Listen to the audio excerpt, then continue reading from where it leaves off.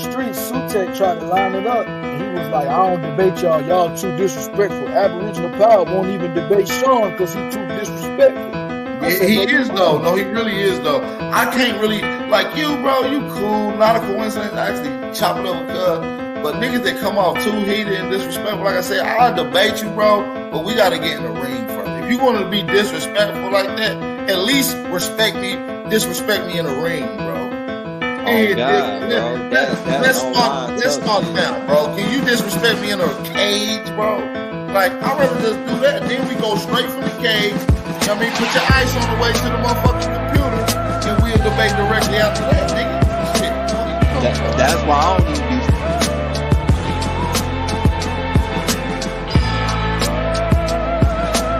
Fucking with the nigga and shit. You feel me? Like, it's like, wait, bro, talk like that, man. We gotta get face to face with you to talk to you like that, my nigga. Yeah, Peanut. You good? Go ahead, I got my brother already. Peanut, what's the word, my brother?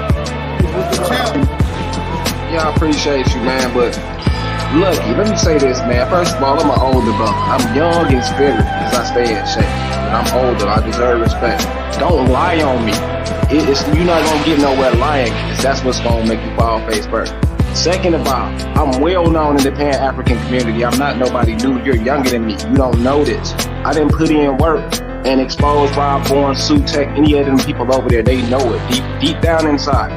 And I'm gonna be long-winded. I'm a Moorish American. I already had back and forth with them dude. They erased videos. I'm not running from anybody. Don't ever say that stupid shit again. Third, and last but not least, I'm not losing no debate to no Pan-African. So don't ever say that shit again, famo. And that's it. Appreciate y'all, man. You heard that? If Sean P want to debate, tell him to debate the champ over there, right? Sutek wanted so this like it's a pecking order. It's a pecking. So Sean want you, and Sutek want him. You say PMF ain't no. No problem. There's no problem, man. Let's set up a Sutek debate, man. I don't like him anyway. Okay, so I love that son, brother. I love that warrior mentality. I love to tell Sutek, tell me. There ain't nothing. My champ always in the chat. I'll pop in. We'll set a topic. We'll set a date. We'll make it pay-per-view. We'll chop it up behind the scenes. I get their contact. We'll make it work. You heard it right here. He ain't ducking no favors, bro. But that's what I'm saying. He do this over here on y'all channel, and then when we get in other hey, alright, I will block your ass, nigga, because I'm well known for disrupting them chats over there, nigga. Stop fucking lying, nigga. You a goofy, nigga. I would never let a lame ass nigga lie on me in my face, clown. You gonna block me and I don't be It ain't no time I ain't ever been on the Pan-African channel and made my impact. Stop lying. I'm a real man, bro. Stop lying, fam. Don't do PNF like that. PNF, he trying to trigger you, brother. And what the fuck up? So listen, he did that to me, talking about word on the street, I'm ducking from John P. I've never even had but one conversation with this little disrespectful motherfucker. Oh, okay, yeah, he a little right. He like that. So he like.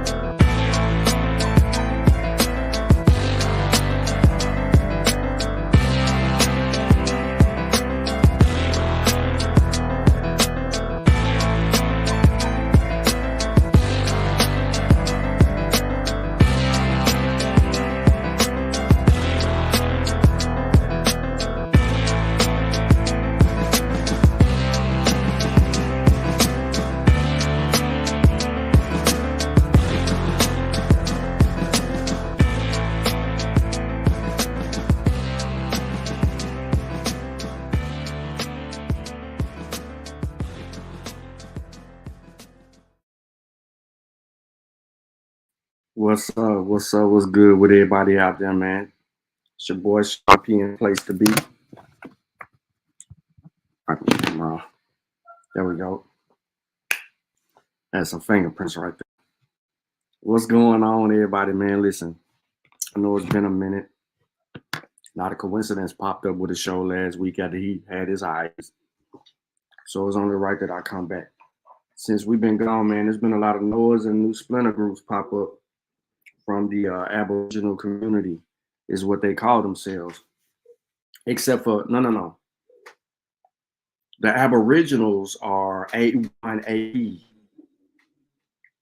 Legendary Top Cat just flat out call himself an Indian.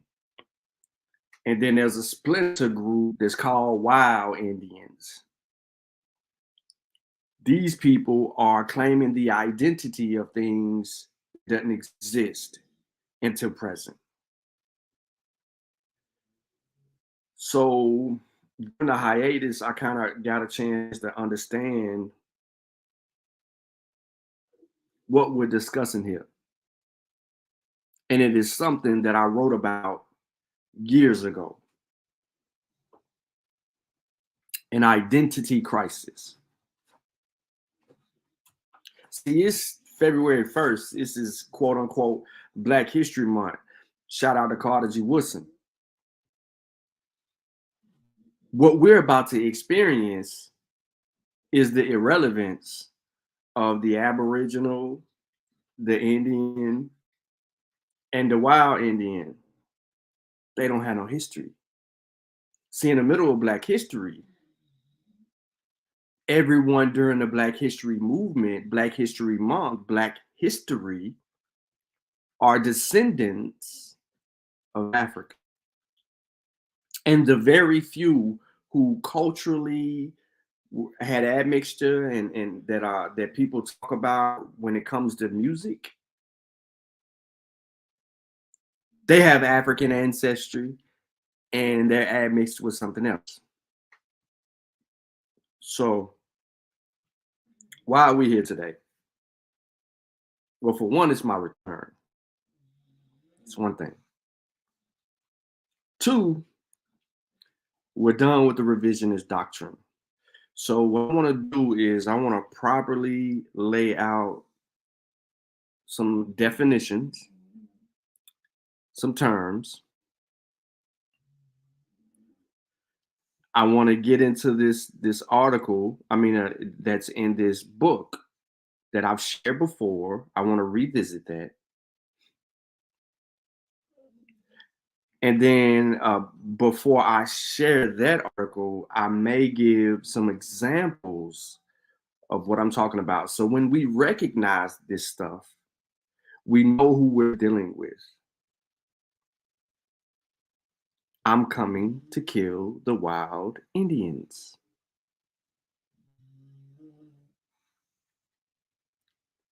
And the Aboriginals, quote unquote. And we're going to do this all in one show. Just line them up. You hear Tyson in the background. It's his afternoon now. We're about to get it in. So let me share my screen.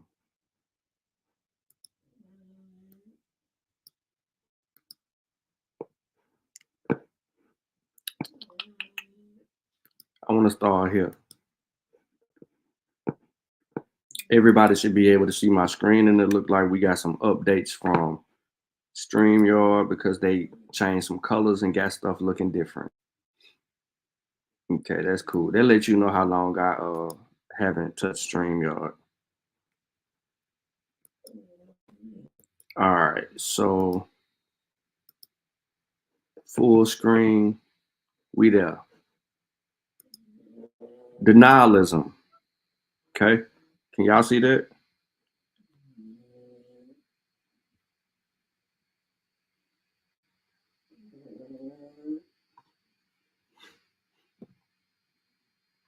Y'all can see that? I'm trying to look at my phone. If your phone is blurry, you know you got to go in there and adjust your quality through the advanced settings and your tools, and it'll clear it right up. Because I just had to do it. So let's talk about it. What is denialism? In the psychology of human behavior, denialism is a person's choice. Let's slowly digest this.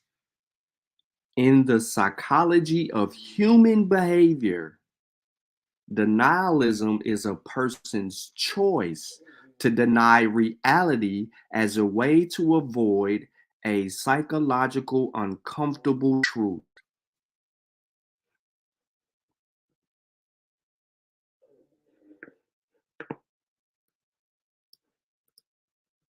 Come on. One more time. Denialism. In the psychology of human behavior, denialism is a person's choice to deny reality as a way to avoid a psychological uncomfortable truth. Denialism is an essentially irrational action that withholds the validation of historical experience or event when a person refuses to accept an empirically verifiable reality. Without going too far, y'all have heard us use these terms before. Nah, we just started because I was late. We just getting started, bro.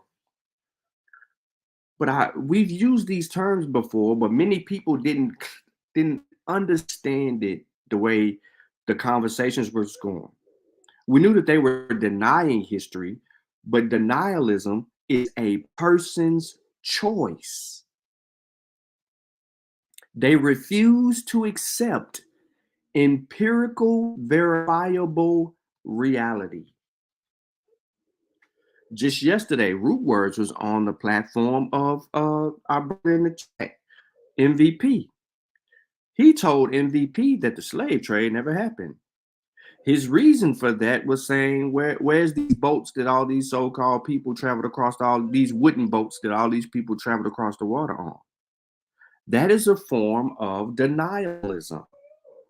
The reason for that is because we have ample examples of historical data that proved the transatlantic slave trade happened. Chris went on to state that. He says we have articles, we have ship documents, we have all of these different things that he named to support, to use evidence in support of the slave trade actually occurring.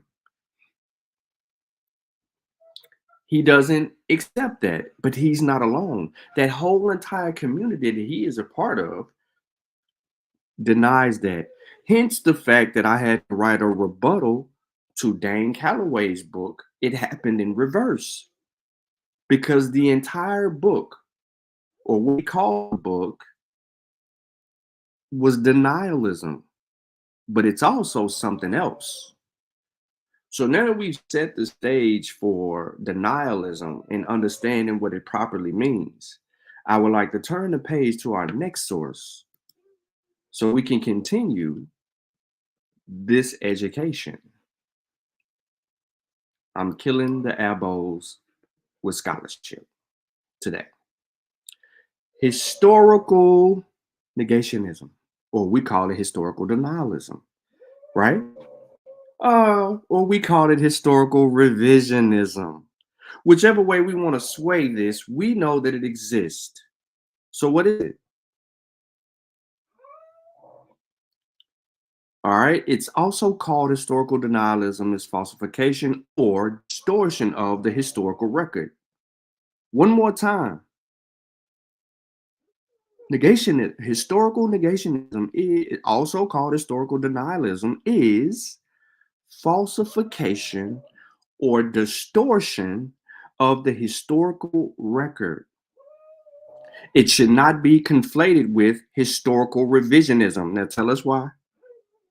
A broader term, historical revisionism, is a broader term that extends to newly evidenced, fairly reasoned academic reinterpretations of history. Dane Calloway's book is an example of two things that we just previously discussed. Denialism is one. Historical denialism, might I add, and historical revisionism. Okay, that's not the only book. Bottom Cat's books are historical revisionism. Bottom Cats believes that everything comes up out of America. America gave all the knowledge to the rest of the world. The rest of the world was stupid, and all the people that was in the Americas was far more advanced, that they educated the rest of the world.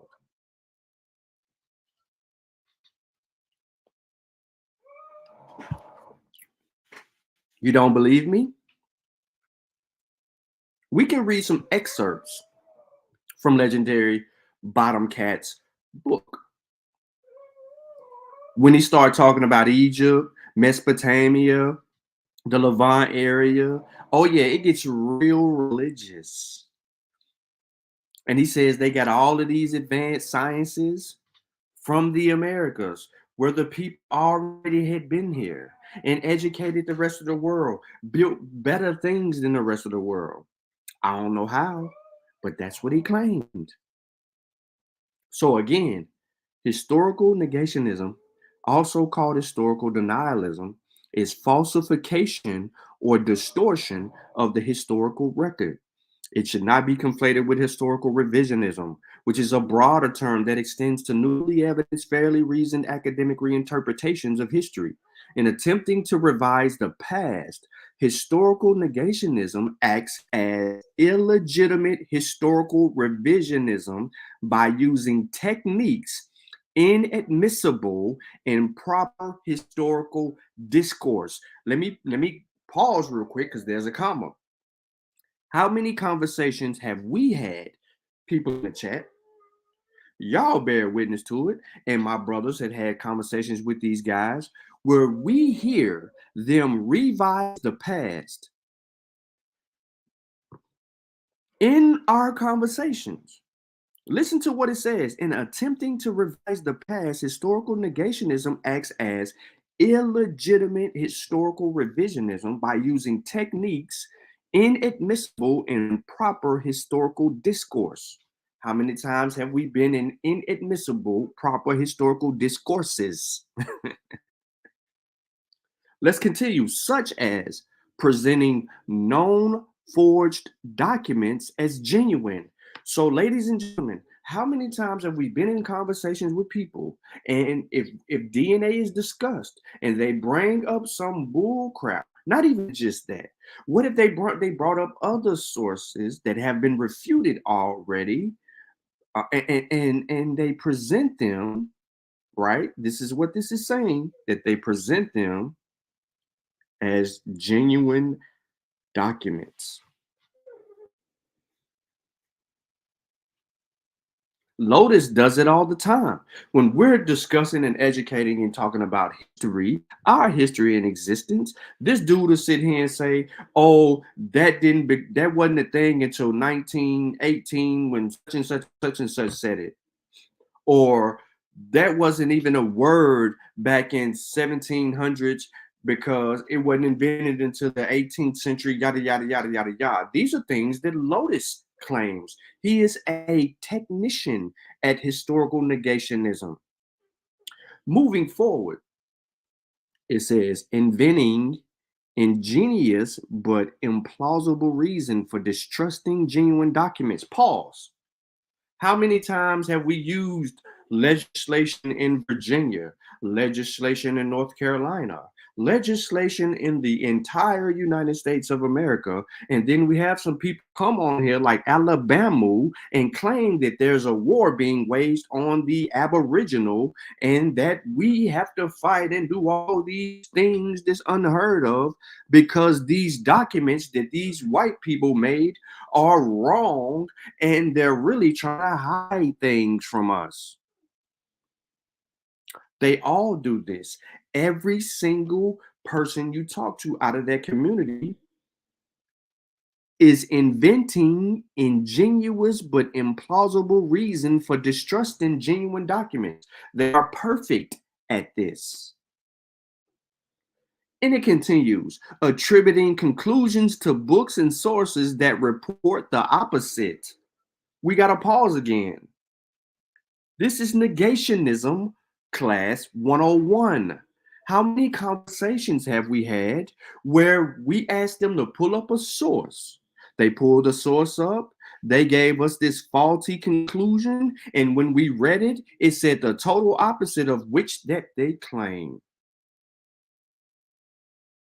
I was on a phone call on Facebook Messenger in Brother MVP's chat, where a brother told us that the Moorish Empire had conquered and captured Florida and strongholded it and had to fight it off, but then lost it.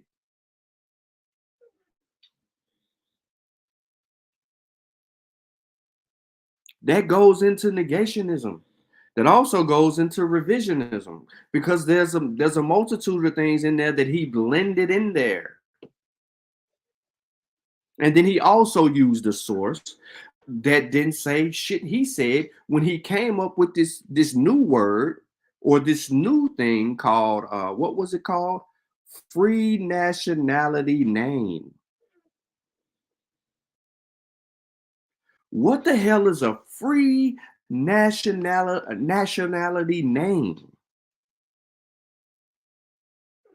And to argue his case, he referred to a document that was written by the United States government as his source to give validity to his free national name, because he added an L or B on that bullshit, when the source was saying the opposite of that. Anyway, let's move on to the next thing that they do really well: manipulating statistical series to support the given point of view and deliberately mistranslating text.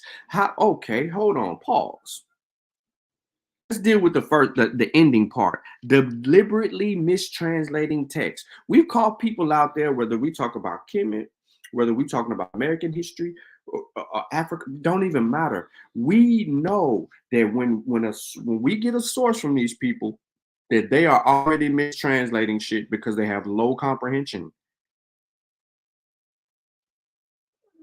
They do this deliberately. They say a source says something it never said, and we sit here in a circular argument for 6 months until the next year, and we're arguing the same shit we did a year ago.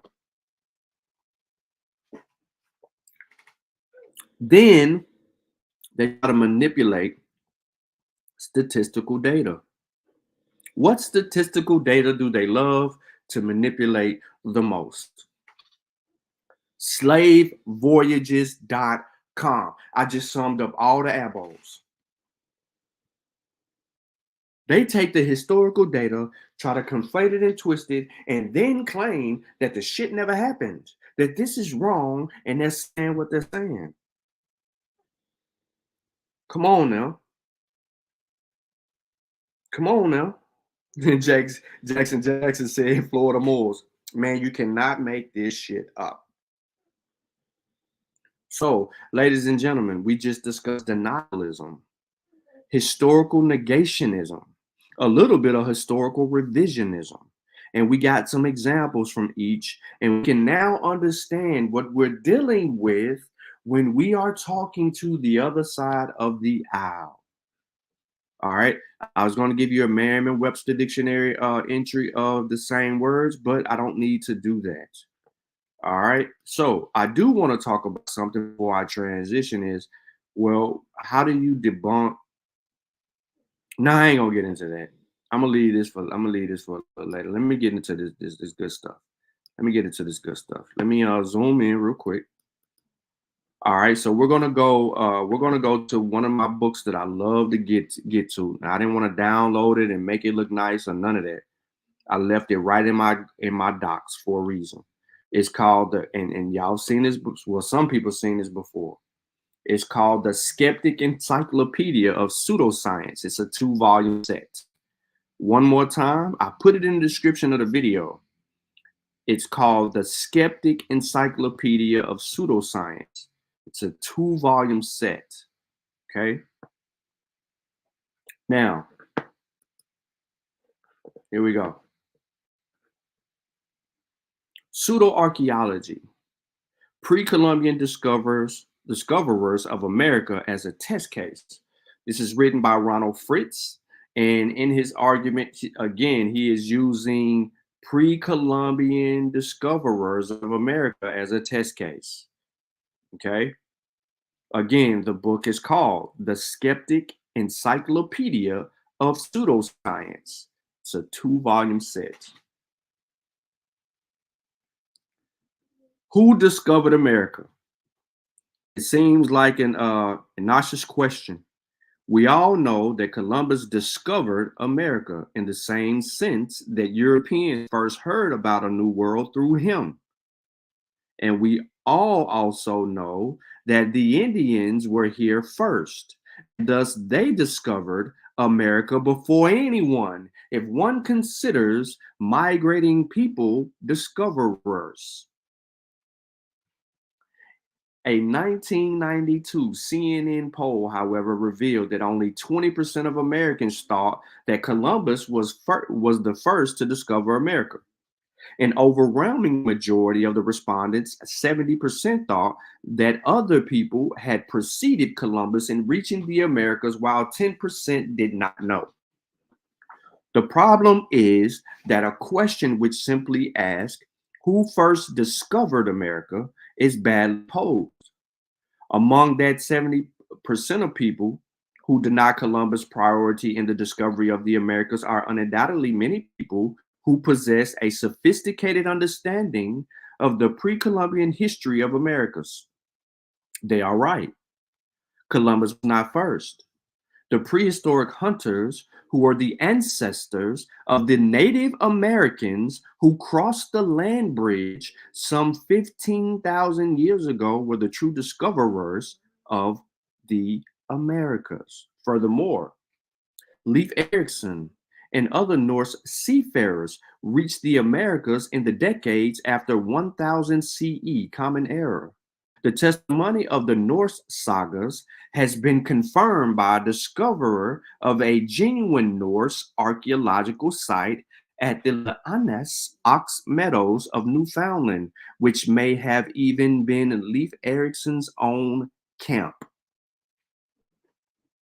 Unfortunately, many other people who deny the priority of Columbus are not thinking of either the prehistoric wanderers who crossed the Bering Land Bridge of Leif Erikson, of the land bridge or Leif Erikson. Instead, they credit the first discovery of the Americas to various peoples from the ancient and medieval eras. Peep this. This is what they do. People who discovered the Americas. Now, I'm taking a shot at the other side and the Abos. Because guess what? A lot of people claim that the Egyptians, the Phoenicians, other Africans, Trojans, Carthaginians, Romans, Arabs, Irish, Welsh, Germans, Poles, and various groups of Jews, such as the Wandering Hebrews, one or more of the 10 lost tribes, and refugees from the Bar Kaba revolts. All of these people have been proposed as having crossed the Atlantic Ocean well before 1492. Is that a large list of bullshit? Such a large list of bullshit.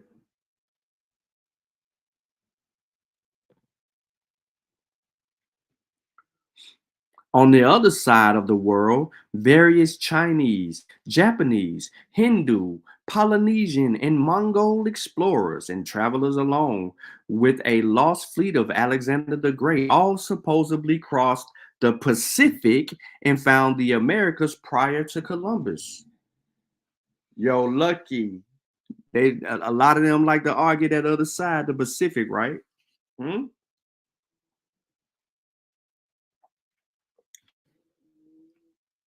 Numerous books and articles have been published which advocate one or more of the dubious theories of pre-Columbian contacts between the Old World and the Americas. In 1990, the foundation of the Ancient Research and Mormon Studies, Pre-Columbian Contact with the Americas Across the Oceans, an annotated bibliography edited by John L. Sorensen and Martin Resch. The massive 2-volume work lists 5,613 items, and it's not exhaustive.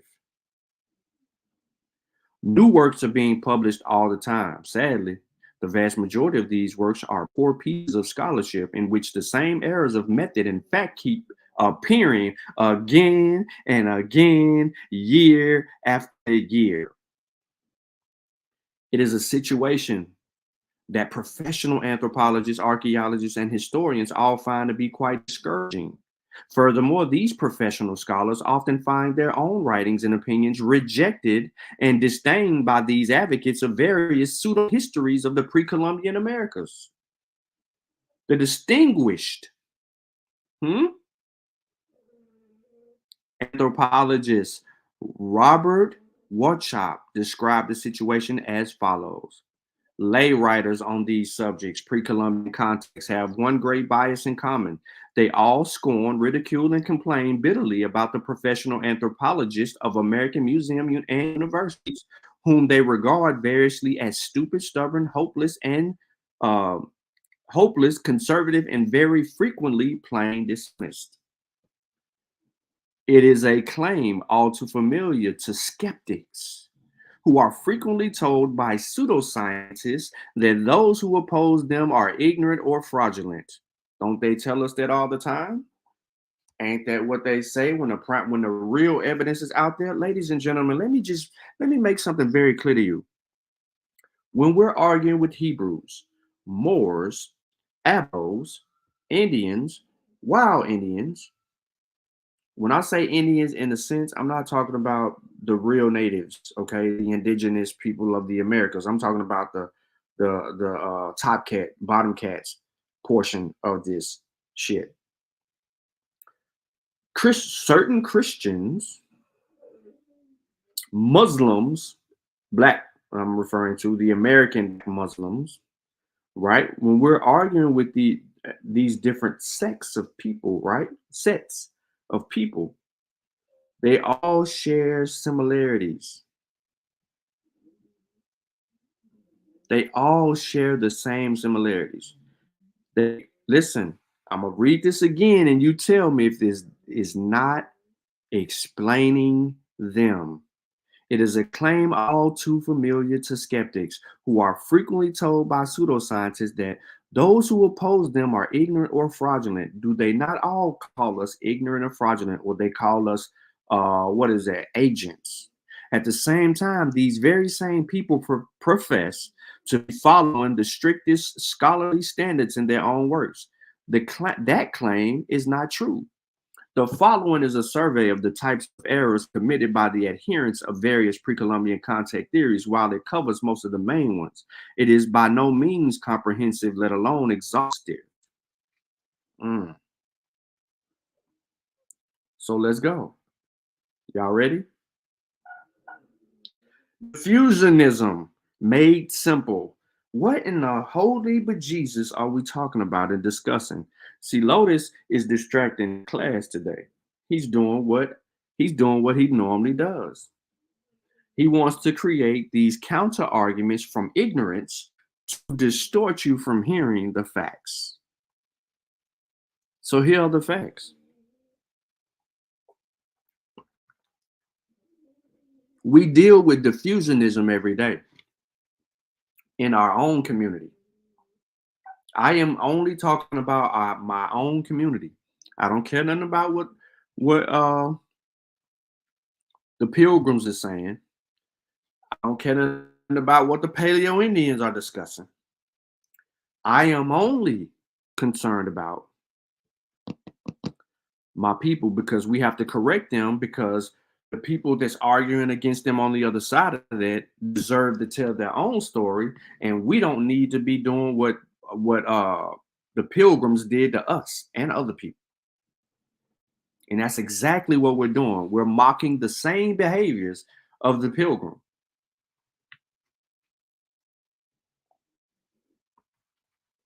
Back to where I was at. Diffusionism and hyper-diffusionism. You need to know this.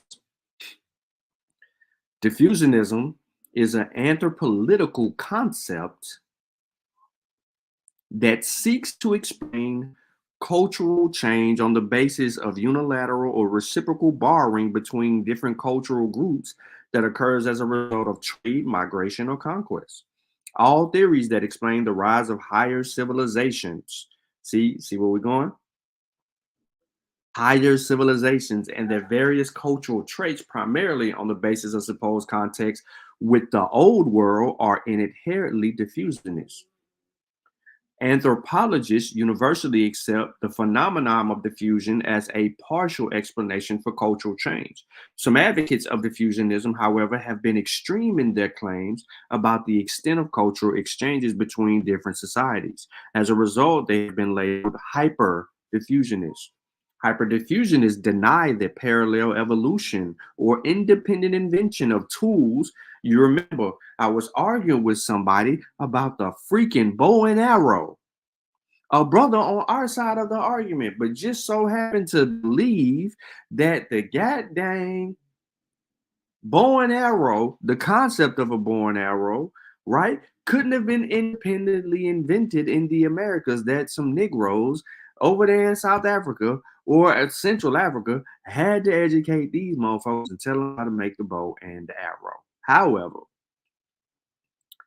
independent invention of tools or ideas took place to any great extent at all throughout prehistory. They claimed that humans were remarkably uninventive and that history never repeats itself. During the early 20th century, the British anthropologist W.J. Perry and the anonymous Grafton Elliott Smith took hyperdiffusionist theory to its ultimate extreme by tracing the origin of all higher civilizations throughout the world back to one source, ancient Egypt.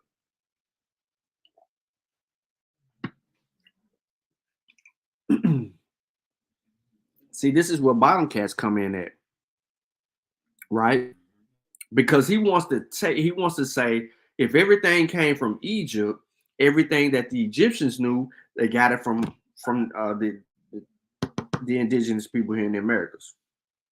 One even further may even claim that Egypt is in America. It's not in Africa. The Mississippi River. That's the Nile, supposedly. I don't know how, because it's not 4,200 miles. But somehow, and it doesn't go from south to north. I don't know. I'm just,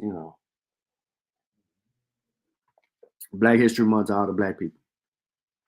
Both men wrote numerous books and articles postulating the influence of ancient Egyptian culture of various societies throughout the world. Though hyperdiffusionist has never dominated anthropolitical and archaeological thinking, moderate diffusionism did in the early 20th century. Therefore, it is not surprising that various fringe theories postulating visits to the New World by one or another group from the Old World, right? As an example, the lost tribes of Israel, Mongols, found support in the rise of diffusionism concept. After all, Grafton Elliott admits a theory that Egypt was the source of all other ancient civilizations was simply a somewhat more restrained version of Augustus Leplanchion's earlier theories about the ancient Mayan being the mother culture of the world civilizations, including the Egyptians. Now, ladies and gentlemen, me being the nice person that I am, I led you to the source of the whole Mayan being the mother culture of the world. That gets one of Top Cat's claim the fuck out of here in layman's term. All right, so here's what happened. The development of radiocarbon dating after 1946 and its calibration using correlations with dendrochronology or tree ring dating during the 60s completely undermined the hyperdiffusionist reconstructions of prehistory. This is where the problem lay, because the moment they developed technology that could help them calibrate and date properly, the hyperdiffusionists went into a shitstorm. Oh, how can they date that? What are they using to date that? You hear it in the community all the time. Now you know that it wasn't until 1946 that they developed the technology that ended up beating up the hyperdiffusionists. So by the 60s, they start to undermine the technology and complain. And they complain to this day. Some new fools. Bro, we arguing with some fools who got a problem with dating. Like they have a bigger problem with DNA. And in 40 years from now, our children will be in conversations with people who claimed 60 years ago from that day that there was a problem with DNA. The whole time there was no problem.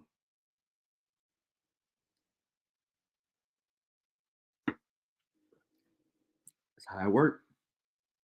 These techniques reveal that cultures once thought to be the beneficiaries of cultural diffusion from ancient Egypt were actually as old or older than the oldest Egyptians. Archaeological thinking was revolutionized.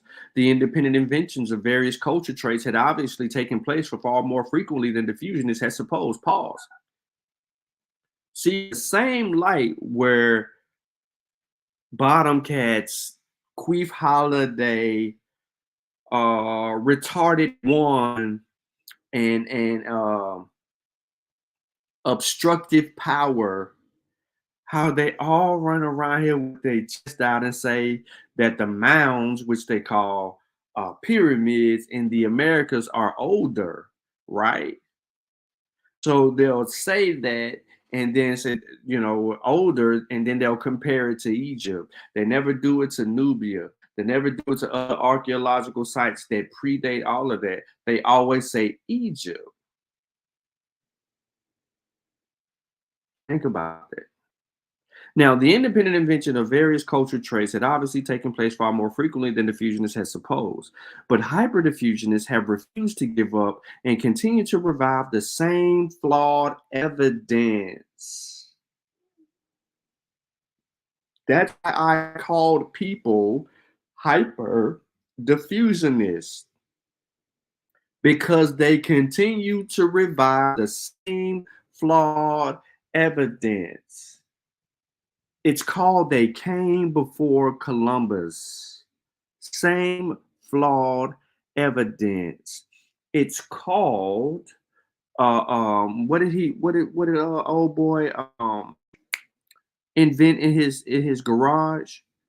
He said he translated, what was the which script, the Mayan script or something, but y'all know who I'm talking about. What's his name? Yeah, what up? What's that boy name, man? Clyde Winters. I said it before the chat. Clyde Winters, right, is a hyperdiffusionist. That book that came before Columbus totally misrepresented hyperdiffusionists.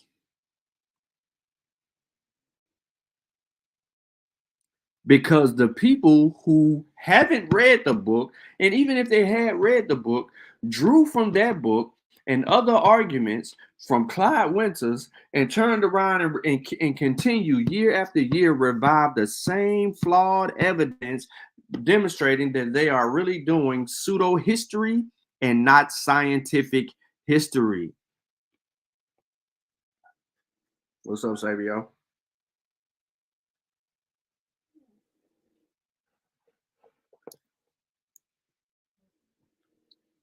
Peep game. Pyramids and statues. Let's get into it, ladies and gentlemen. Yes, we are going there. You're on the channel that slays Abos.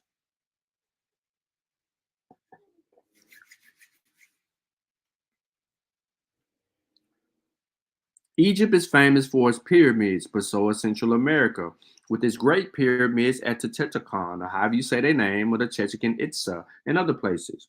As casual observer might easily conclude that the ancient Egyptians and Americans were in contact because these great structures look so much alike.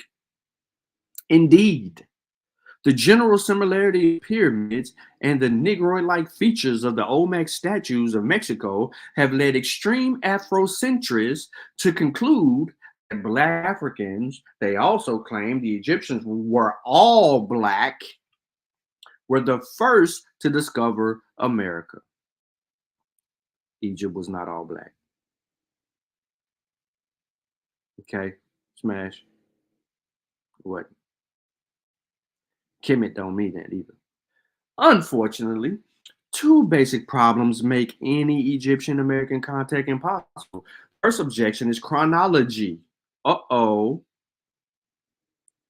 They hate chronology. Many centuries separate the pyramid age of Egypt from the time when the pyramids of the Teotihuacan and the Chichen Itza were constructed. Whoa, there's a problem. Second, while the form of the pyramids may be similar, the functions are totally different. I've been telling y'all this since y'all been having these arguments with these fools. They always bring up talking about these damn mounds and comparing them to pyramids. So what's the difference, scholar? Egyptian pyramids primarily served as tombs, while the American pyramids were temples. Furthermore, archaeological research has reconstructed the independent evolution of the pyramids in both regions, leaving no room for diffusionist explanation. Finally, while features on Olmec statues do indeed resemble those of Africans, they also look like who? Similar to those of Native Americans. What one sees in a statue, however, is hardly historical evidence of origin, since one can easily see what one wants or expects to see, especially such generalized forms of art. So, suppose pre-Columbian diffusionists of plants.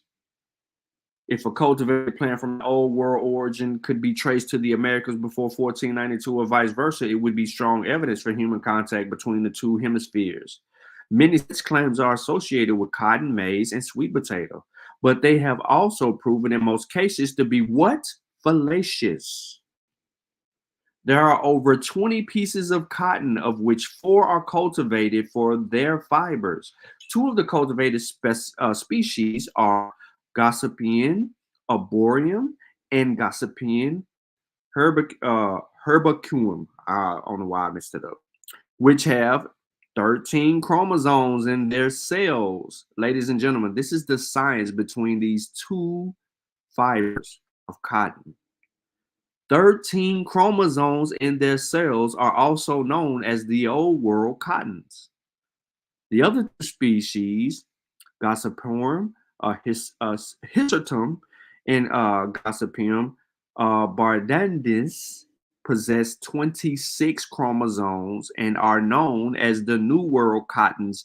This is how they know the difference between the Old World and the New World cottons, because of the chromosomes, which the DNA deniers don't believe exist.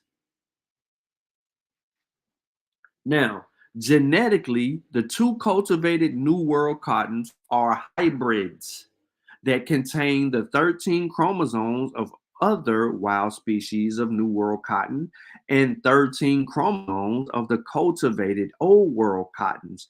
The wild New World cottons are not capable of producing useful fibers, but when these 2 sets of chromosomes are combined, a cotton plant is created that produces lush clump of usable fibers. Obviously, somehow and sometime in the past, the cultivated Old World cottons came into contact with the wild New World cottons, and the result was the hybrid cultivated cottons of the New World. The mystery is whether this process occurred naturally or was assisted by humans.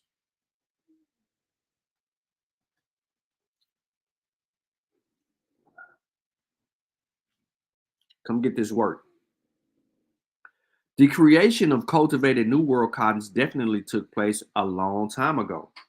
Archaeologists have found remains of cotton at Mohenjo-Daro in the Indus River Valley dating about 3,000 years BCE. In the Americas, cotton fabrics dating 2 to 3,000 BCE have been recovered from archaeological sites at the Teotihuacan Valley in Mexico. Obviously, the creation of the Gossipium. Caleb, close the door for me. The Gossipium and the Barindis took place in a distant past. So distant, in fact, that the human assistance by the means of the transocean contact between the old world and the Americas seemed very unlikely. Instead, natural means seem to have produced the cultivated New World cottons. Scholars have developed two possibilities for this process occurred. First, they suggest that the cultivated Old World cottons, Gossipium and the Abor and the Herba, I'm gonna call them like that, had grown in the Americas at one time, became extinct sometime before 1492. No archaeological evidence has yet been found to support this theory. Second, they suggest that the unopened cotton balls of the Old World cottons are capable of floating across the oceans. The prolonged exposure to salt water will not always destroy the seeds' ability to germinate successfully. Either of these scenarios brings Old World cottons into contact with the New World cotton so that hybridization can take place. Neither depends on human travelers to carry the seeds.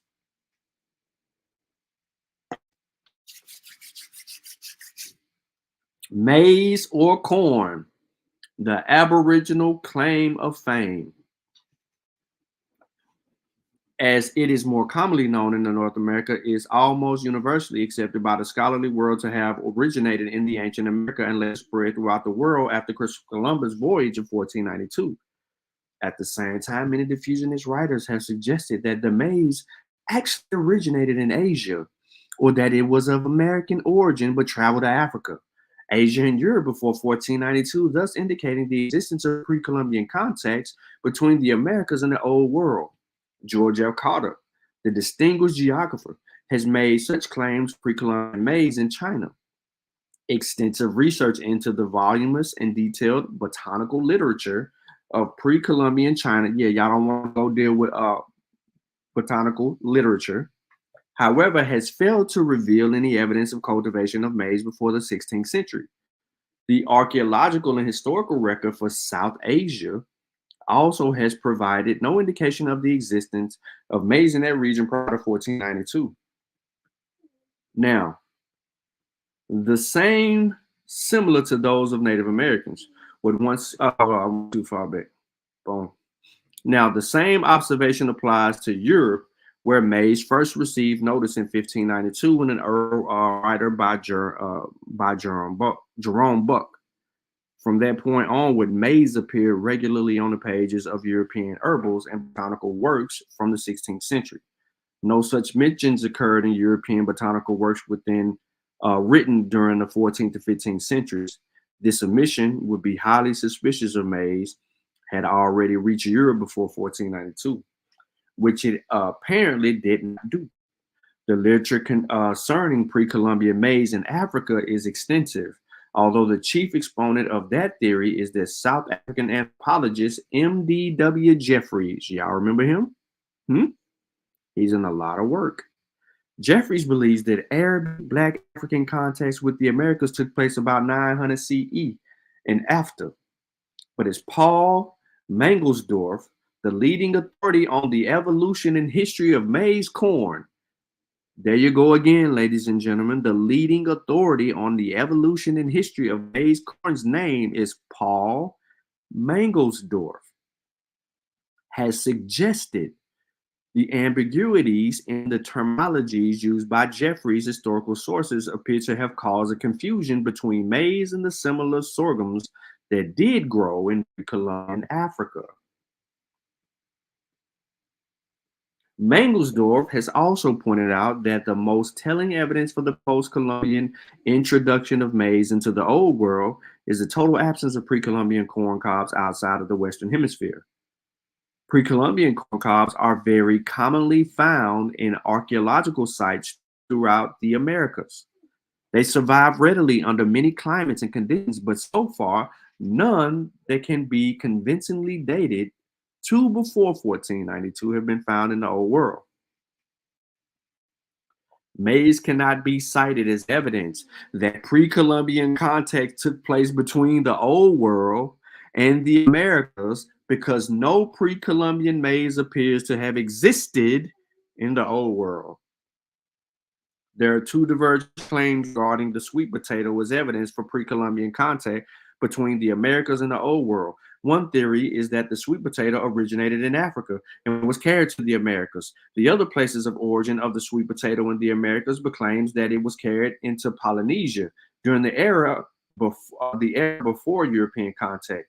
The sweet potato is considered by the vast majority of scholars to be native of the Americas. It is a member of the morning glory family of plants, and research indicates that it evolved from a wild plant in the tropical Central America with the scientific name of Ipomoea trifida. In 1954, but a botanist, Elmer Drew Merrill, speculated about the possible African origins of the sweet potato. Although other botanists have either rejected this idea as unfounded or ignored it, that has not stopped some diffusionist writers from occasionally using Merrill's theory of an African origin for the sweet potato to bolster their own ideas about African voyages to pre-Columbian America. It should be remembered, however, that the botanical and archaeological evidence overwhelmingly puts the original home of the sweet potato in the Americas.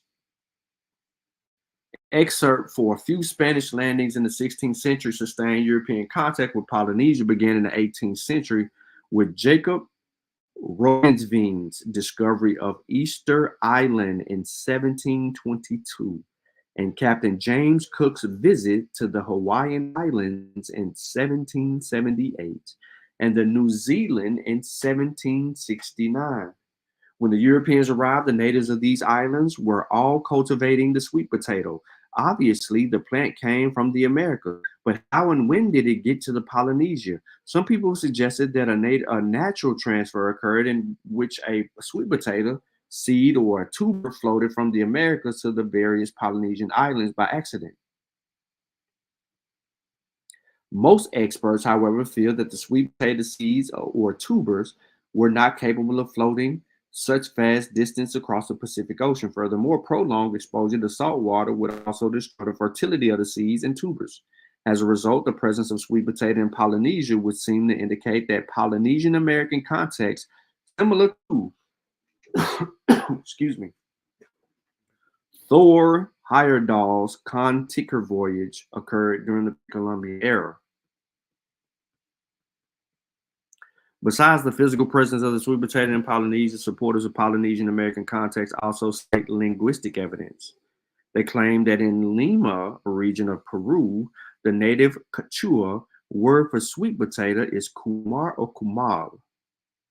The Polynesians know a sweet potato by the variations of the Quechua words, so that it is called uwala in Hawaii and kumara in New Zealand and Easter Island, umara in Tahiti, and the unala in Samoa. Unfortunately, this impressive linguistic evidence is inaccurate. Kumar Kumal was not a Quechua word for sweet potato. In reality, the Quechua word for sweet potato is a pichu. Kumar does not refer to a sweet potato anywhere along the coastal region of Peru. So the best linguistic evidence does not support the occurrence of Polynesian American contacts. I know I'm going over a lot of people here. I know a lot of people can't withstand the fact that we're actually slow walking the pseudoscience claims that many people have argued with us from time and time again. It's not my fault. Donald D. Blaine, a geographer from the University of Texas, has advanced a subtle theory that claims that the spread of the sweet potato occurred entirely during the post-Columbian times. According to the scenario, Spanish settlers carried the sweet potato home to Spain.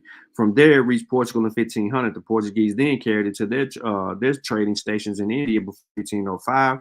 From there, Asian traders, Persians, Arabs, and Hindus took the sweet potato into the Moluccas or Spice Islands. At that point, the sweet potato entered a trading network connected to Melanesian. After spreading quickly across the island, the sweet potato then reached Polynesia before any European set foot on those islands. There's this thing, it's called what? Flawed methodologies. The wordless game. In 1846, the future historian Francis Parkman made the following observation while traveling on the Great Plains. The Indians raised in the concert their cries of lamentation over the corpse, and among which was clearly distinguished those strange sounds resembling the words hallelujah, which together with some other evidence, accidentally coincidences, have given rise to the absurd theory that the Indians are descended from the 10 lost tribes of Israel.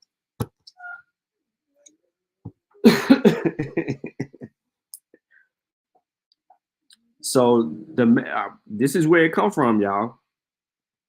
Francis Parkman, 1846, makes the assertion here, y'all. He makes the assertion here. This is where you get the Native Americans being a part of the whole 10 lost tribes, 12 lost tribes chart.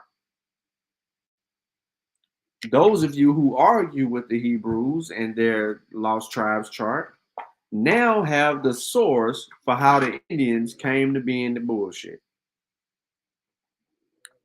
What seemed an accidental coincidence of observed to Parkman, however, seemed to be some evidence to many more credulous theorists of pre-Columbian context between the Americas and the Old World.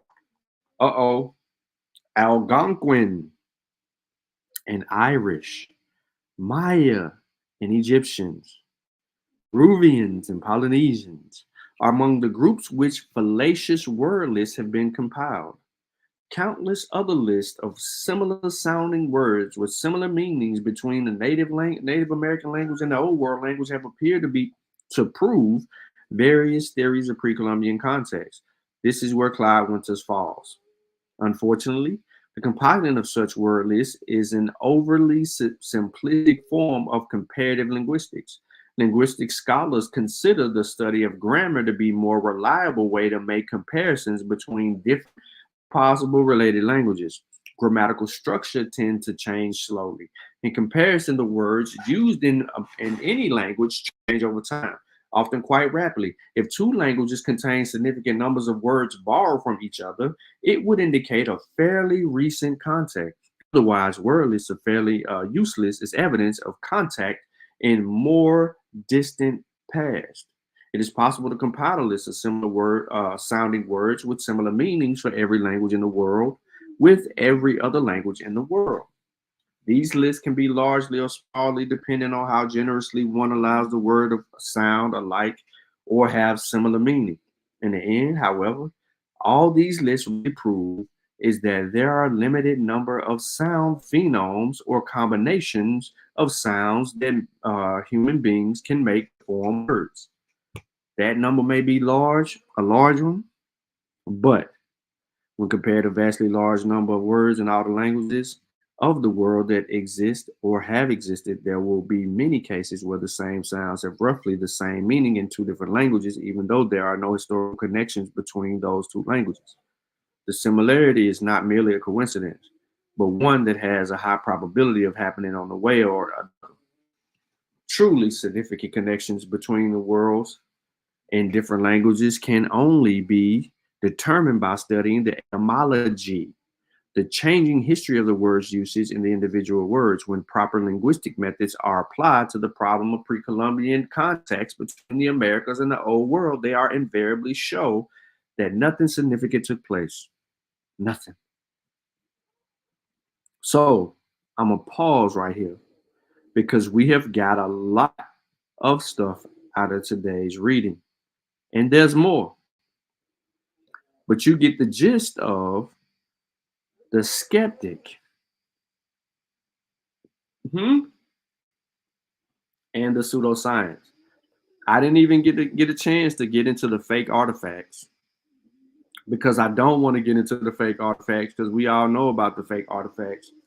And, I don't want to introduce any new fake artifacts to them to use so we can argue against them. I want them to discover them on their own. And when they bring them up, we are going to mollywop them.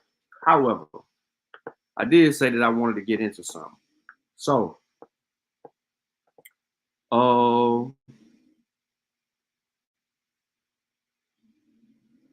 As usual, I was minding my business.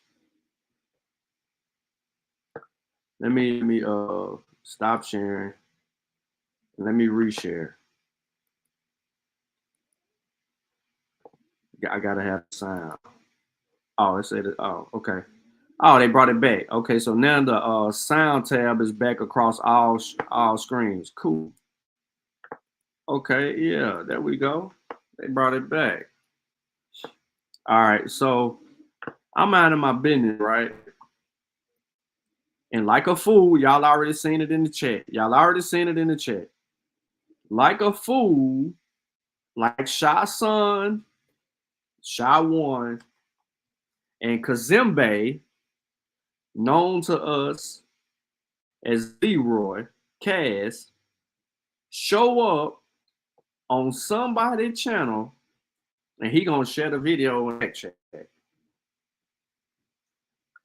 I don't know why he did this. I don't know why they do this, but they continue to be where they ain't supposed to be. So this dude, OTK, you seen him on other channels.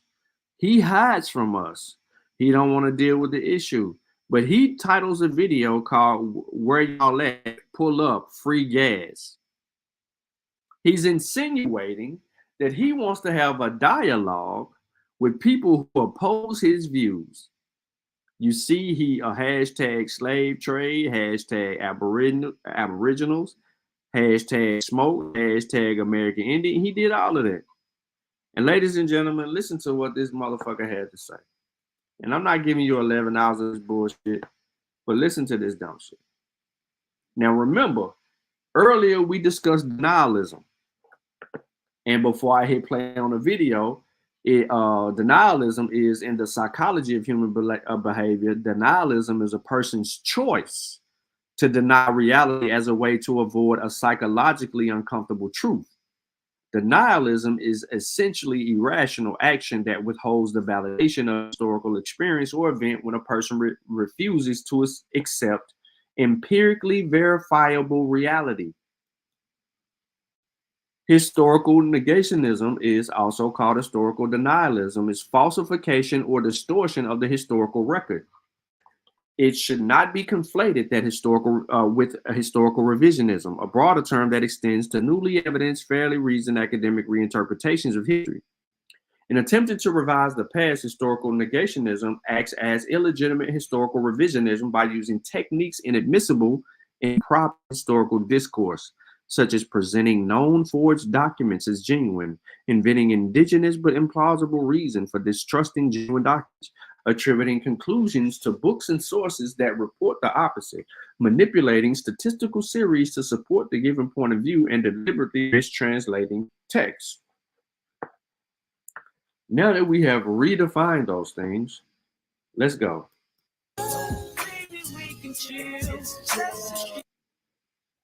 Or something like that. If I got somebody that I know, you know what I mean? My bad. Let me take the screen off. My bad. Big dog for Lil G. If I got somebody that I know in that country or that state, I'm gonna go to that person. You know what I mean? My bad. And be like, yo, big dog for Lil G. If I got somebody that I know, and hey, King Cass, you gotta King Cass, please mute your mic up and cut. Yeah, okay, hold on, I'm about to exit. No, you don't have to exit. Yeah, just mute your mic up real quick while you exit out your So Cass joins the show. Simultaneously, his YouTube is still up. So he the first one on the scene. Not a coincidence, is not on the scene. Shy Sun is not on the scene. You know I ain't there. YK the Truth ain't pulled up. The first fool to pull up is Cass. So he pulls up to this show, then shares the link in the back chat. Listen to this. Out your YouTube in the back. All right. Cool. Give me a mic check real quick, King Cash. Yo. All right, yeah, you good. Yeah. So what you know what I mean? Like what I was saying is, so we damn, he made me lost my train of thought or whatever like that. But yeah, though, man. But please just stick Now you to talk about stick to basically your you talk state. about the residents being a primary Yes. source and not the Yes. newspaper. Yes. Go ahead, brother. Right, especially if you've been there. You ain't moved there, nothing like that. If your bloodline been there in that state, I would rather talk to you. And then now I'm gonna cross-reference that with the stuff that I'm finding. Because I guarantee you, dog, you're gonna find some problems into that. You know why? Because this brother brought up a goddamn newspaper article talking about slaves in the 1800s, but then turn around and bring up a source that say that it was free fucking blacks in goddamn Virginia 1700s. Ladies and gentlemen, in the psychology of human behavior, denialism is a person's choice to deny reality as a way to avoid psychologically uncomfortable truth. Denialism is an essentially irrational action that withholds the validation of historical experience or event when a person refuses to accept an empirically verifiable reality.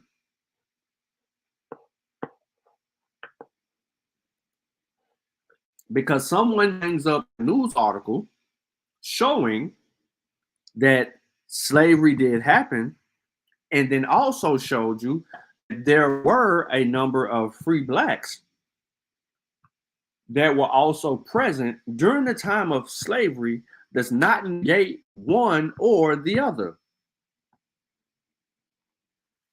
Because we have the evidence for both. And we know why. See, he didn't say, if all these people were slaves, how the hell are there free blacks? What did they do that was so significant that they already had earned their freedom? How could they have come to be free at a place where they were enslaving black folk? He never asked those questions. He just immediately comes out and says this shit. Why'd you exit out your YouTube in the back? All right. Give me a mic check real quick, King Cash. Yo. All right, yeah, you good. Yeah. So what you know what I mean? Like what I was saying is, so we damn, maybe lost my train of thought or whatever like that. But yeah though, man, but please just you talk about basically you talk about the residents being a primary source and not the newspaper. Yes. Go ahead, brother. Right, especially if you've been there. You ain't moved there, nothing like that. If your bloodline been there in that state, I would rather talk to you. And then now I'm gonna cross-reference that with the stuff that I'm finding. Because I guarantee you, dog, you're gonna find some problems into that. You know why? Because this brother brought up a goddamn newspaper article talking about slaves in the 1800s, but then turn around and bring up a source that say that it was free fucking blacks in goddamn Virginia 1700s.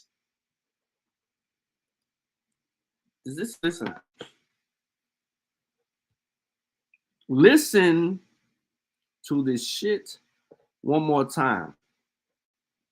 Historical negationism, also called historical denialism, is a falsification or distortion of the historical record. It should not be conflated with historical revisionism, a broader term that extends the newly evidenced, fairly reasoned academic reinterpretations of history. In attempting to revise the past, historical negationism acts as an illegitimate historical revisionism by using the techniques inadmissible in proper historical discourse, such as presenting known forged documents as genuine, inventing indigenous implausible reasoning for distrusting genuine documents, attributing conclusions to books and sources that report the opposite, manipulating statistical series to support the given point of view, and deliberately mistranslating text.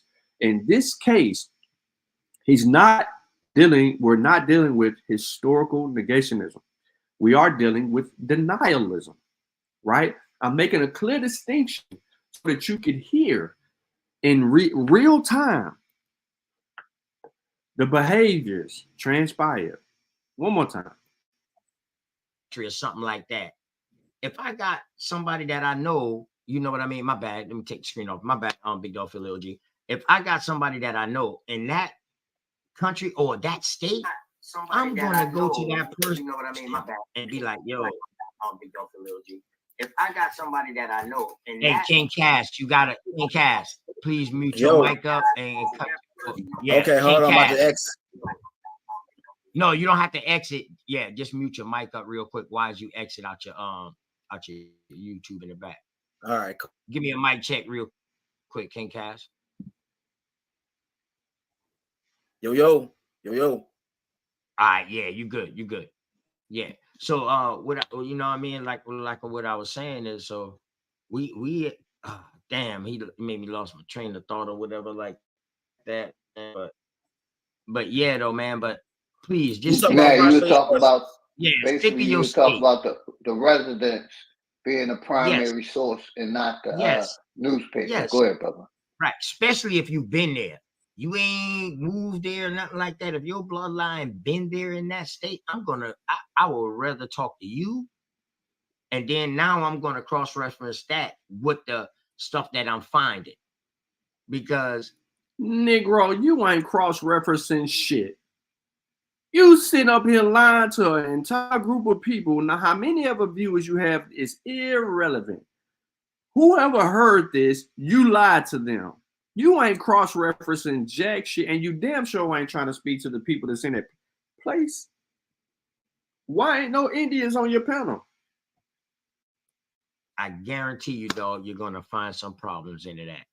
You know why? Because this brother brought up a goddamn newspaper article talking about slaves in the 1800s, but then turn around and bring up a source that say that it was free fucking blacks in goddamn Virginia in 1700s.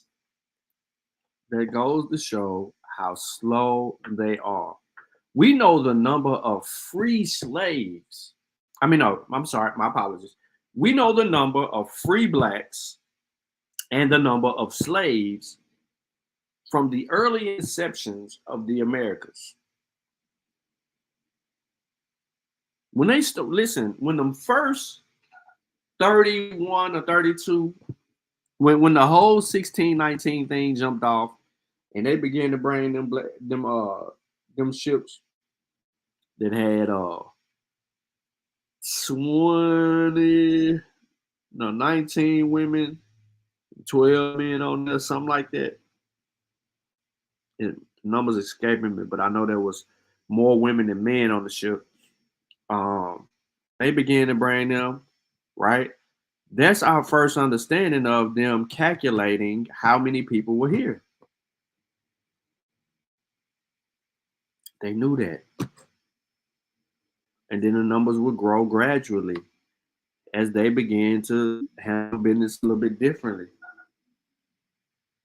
But this dude don't understand though, but even during that time, there were people that were free that were on those ships that entered the Americas because they possessed a particular skill set that would allow them to maintain their freedom, because if they were enslaved, they could not perform that skill set at the ability that will require a slave to need that type of time.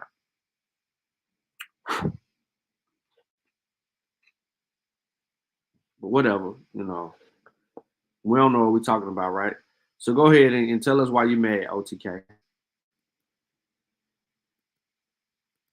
Why as you exit out your YouTube in the back. All right, cool. Give me a mic check real quick, King Cash. Yo. All right, yeah, you good. Yeah. So what you know what I mean? Like what I was saying is, so we damn, he made me lost my train of thought or whatever like that.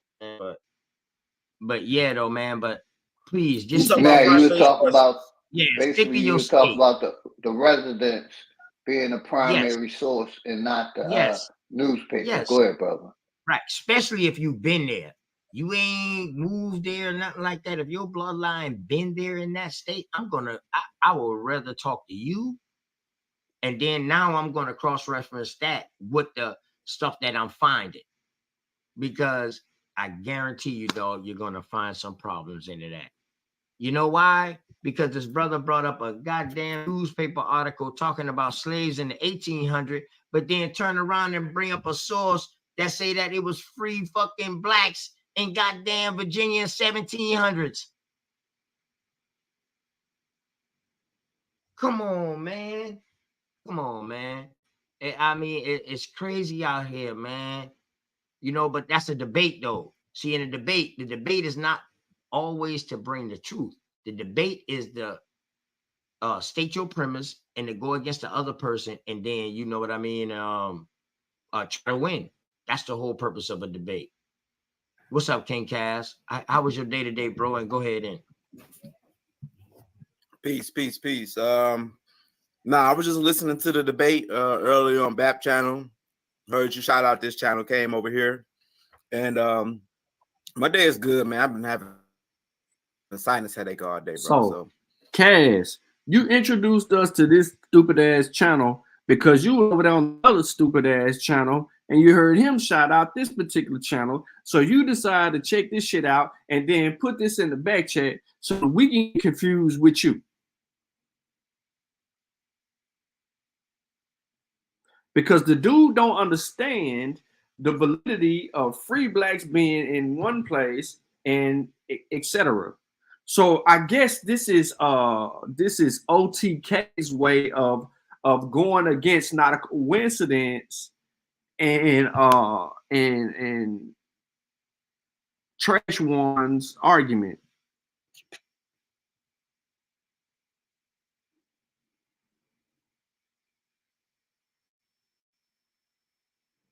It's crazy.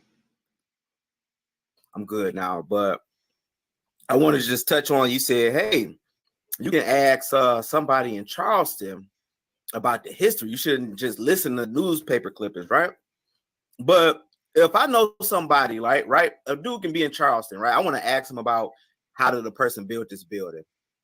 And this dude, you know, and what they use and the tools and all that.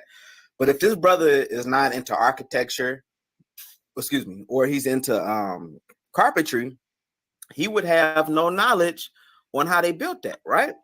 So I think you're missing the point from that. No. Hold on. Bro. All right, go ahead. You know what? Let him finish, y'all. Let him finish. You're right. I'm sorry. Respect. My bad, King Cass. Go ahead, bro. Because I cut you off too. My fault. Go ahead. Oh, you cool. Yeah, but I would rather ask a historian like our brother Gullah Geechee that comes on the panel over at Not a Coincidence that's from Charleston that can give us the history about Gadsden's Wharf and all that other stuff. You feel what I'm saying? Instead of asking a random person. I can bump into a bunch of people in Detroit, but they not going to know the history about Elias Woodward or Augustus Woodward and how they built the city and how the city burnt down. They don't know that. They ain't their specialty. You feel me? Real quick, can I ask? All right, hold up. Oh, Big Dog Philly OG, he brought up you. Who did what name brought up just now? Say what name did I bring up? Who's that? His name is. I gotta figure his whole name out, but he calls himself Gullah Geechee. Gullah Geechee. Man, it's plenty of people out here now that I see names.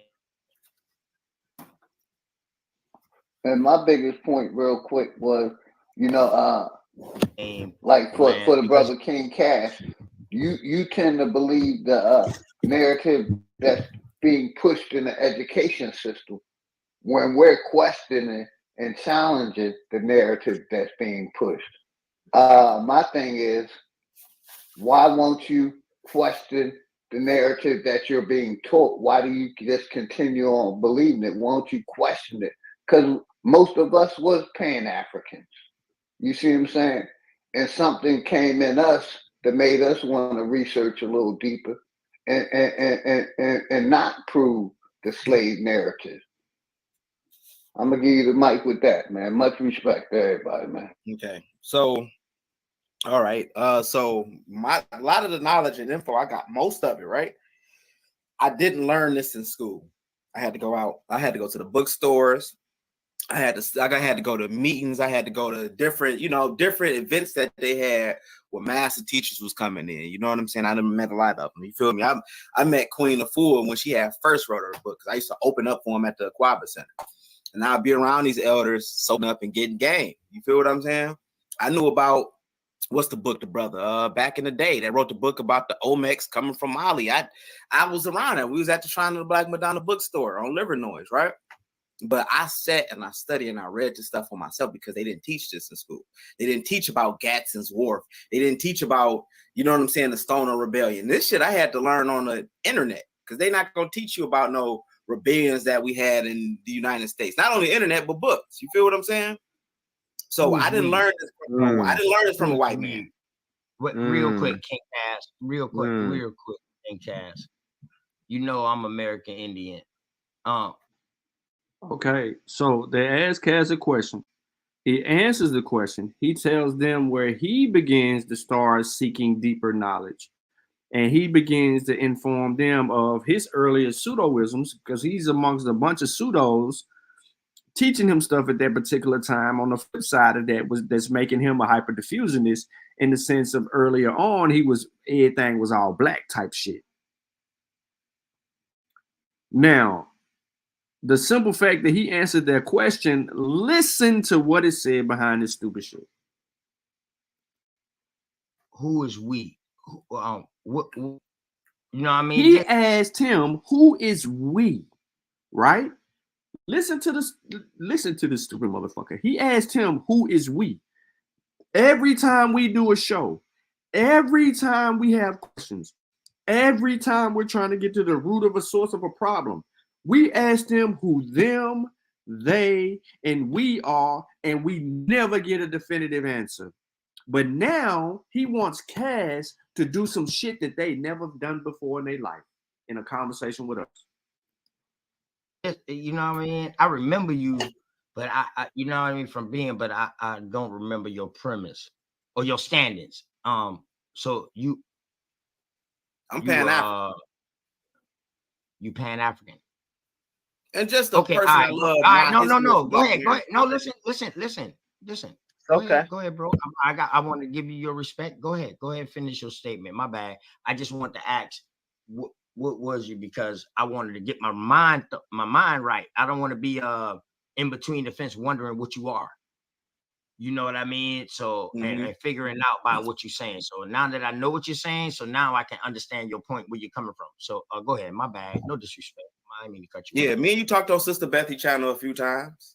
Another dumbass. You know what I'm saying? Went back and forth. She let me up there and whatnot. But Cass, bro, you got to stop going to do stupid shit.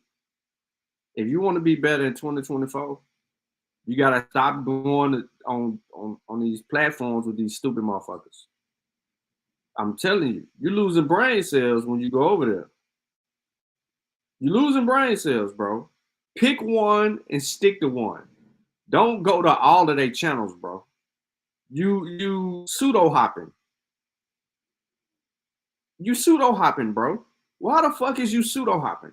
You a Pan-African. You ain't even giving your own movement, understanding, and teachings the proper support, because you pseudo hopping.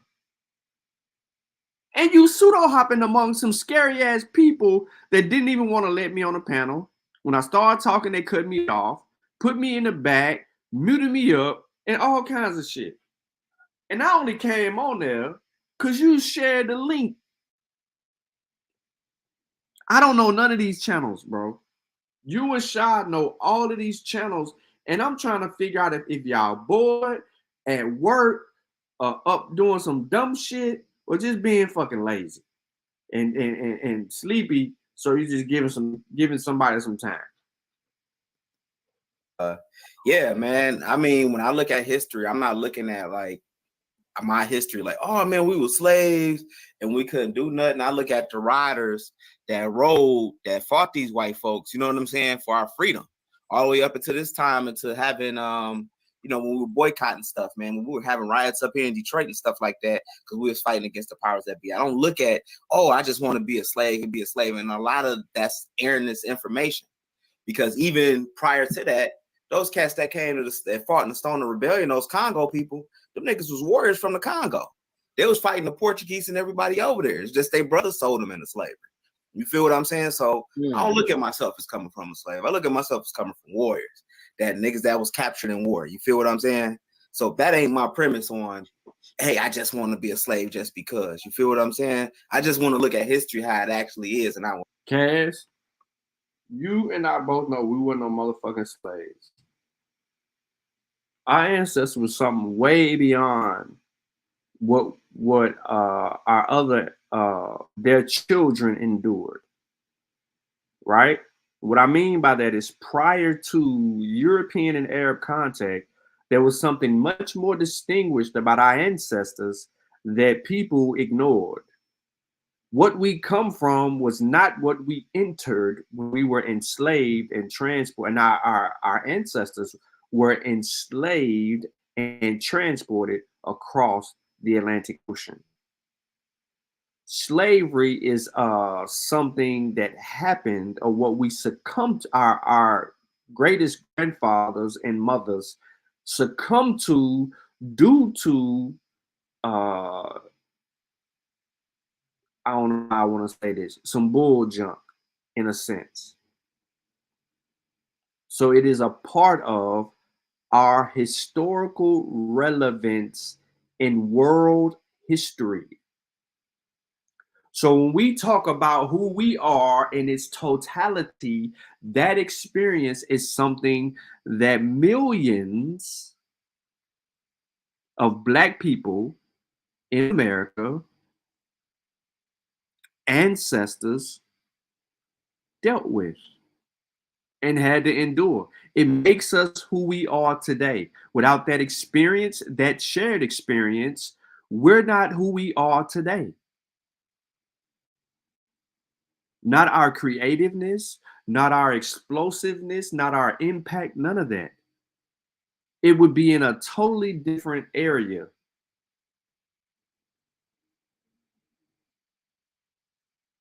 So you just, you know, you gotta put it to them like that. You know what I'm saying? Because who the fuck are they in world history? Who are they? The dudes you on the panel talking to, who are they in world history? Where is their existence and what evidence supports that? They don't have that. So they have to start claiming stake to other people's shit because they ain't got that. So now it's a struggle for identity. And this is the fight, a struggle for identity. They need to read Amos Wilson's book, bro. Straight up. Hold up. Where you at? They need to read The Falsifications of African Consciousness, Eurocentric History, the Psychiatry and the Politics of White Supremacy. The smaller book. It's only 120-something pages. I mean, 30-something pages. They should be able to read that. They should be able to read that.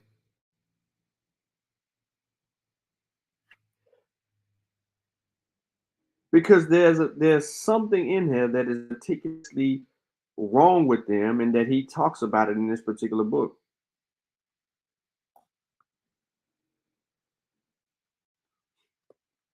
He does. So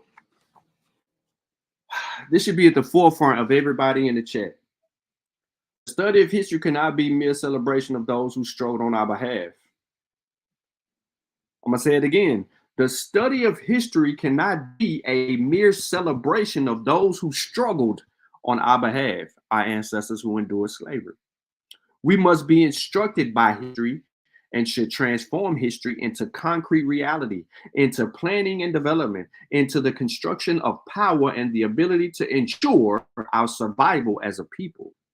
If not, Black History Month becomes an exercise in the inflation of egos. It becomes an exercise that cuts us further off from reality. It is Black History Month. Ironically, We now see even other people who are not our friends joining us in this celebration, which means that they must see in it some means of protecting their own interests and see in it something that works for them, possibly against us. Hence the Abos. If they can celebrate our history and see it as something positive, then it means that we are not using it in a revolutionary sense. We should go out and expose every inkling of wrongdoing to our ancestors the entire month, reminding them of the torture and the horror stories that our ancestors endured, and more.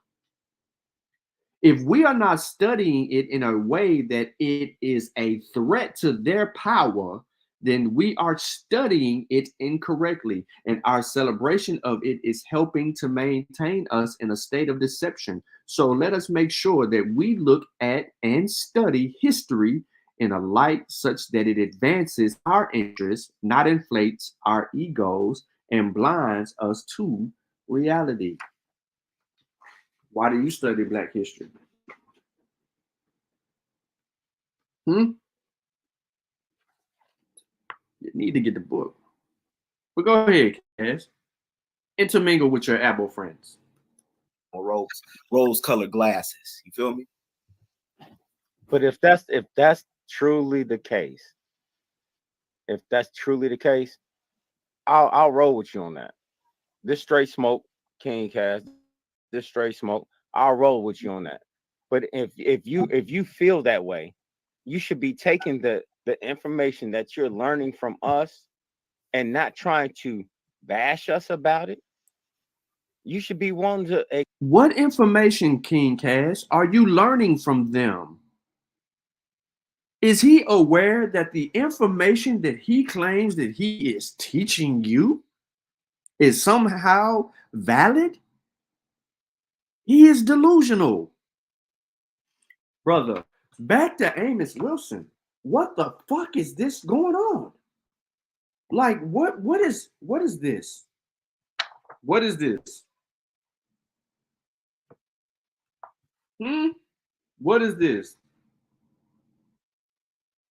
Let me find one of my dopest quotes real quick from Amos Wilson. Let me find it, bro. Because what he just said was stupid as fuck. Stupid. Like, bro, like for real, bro. Bro, like for real.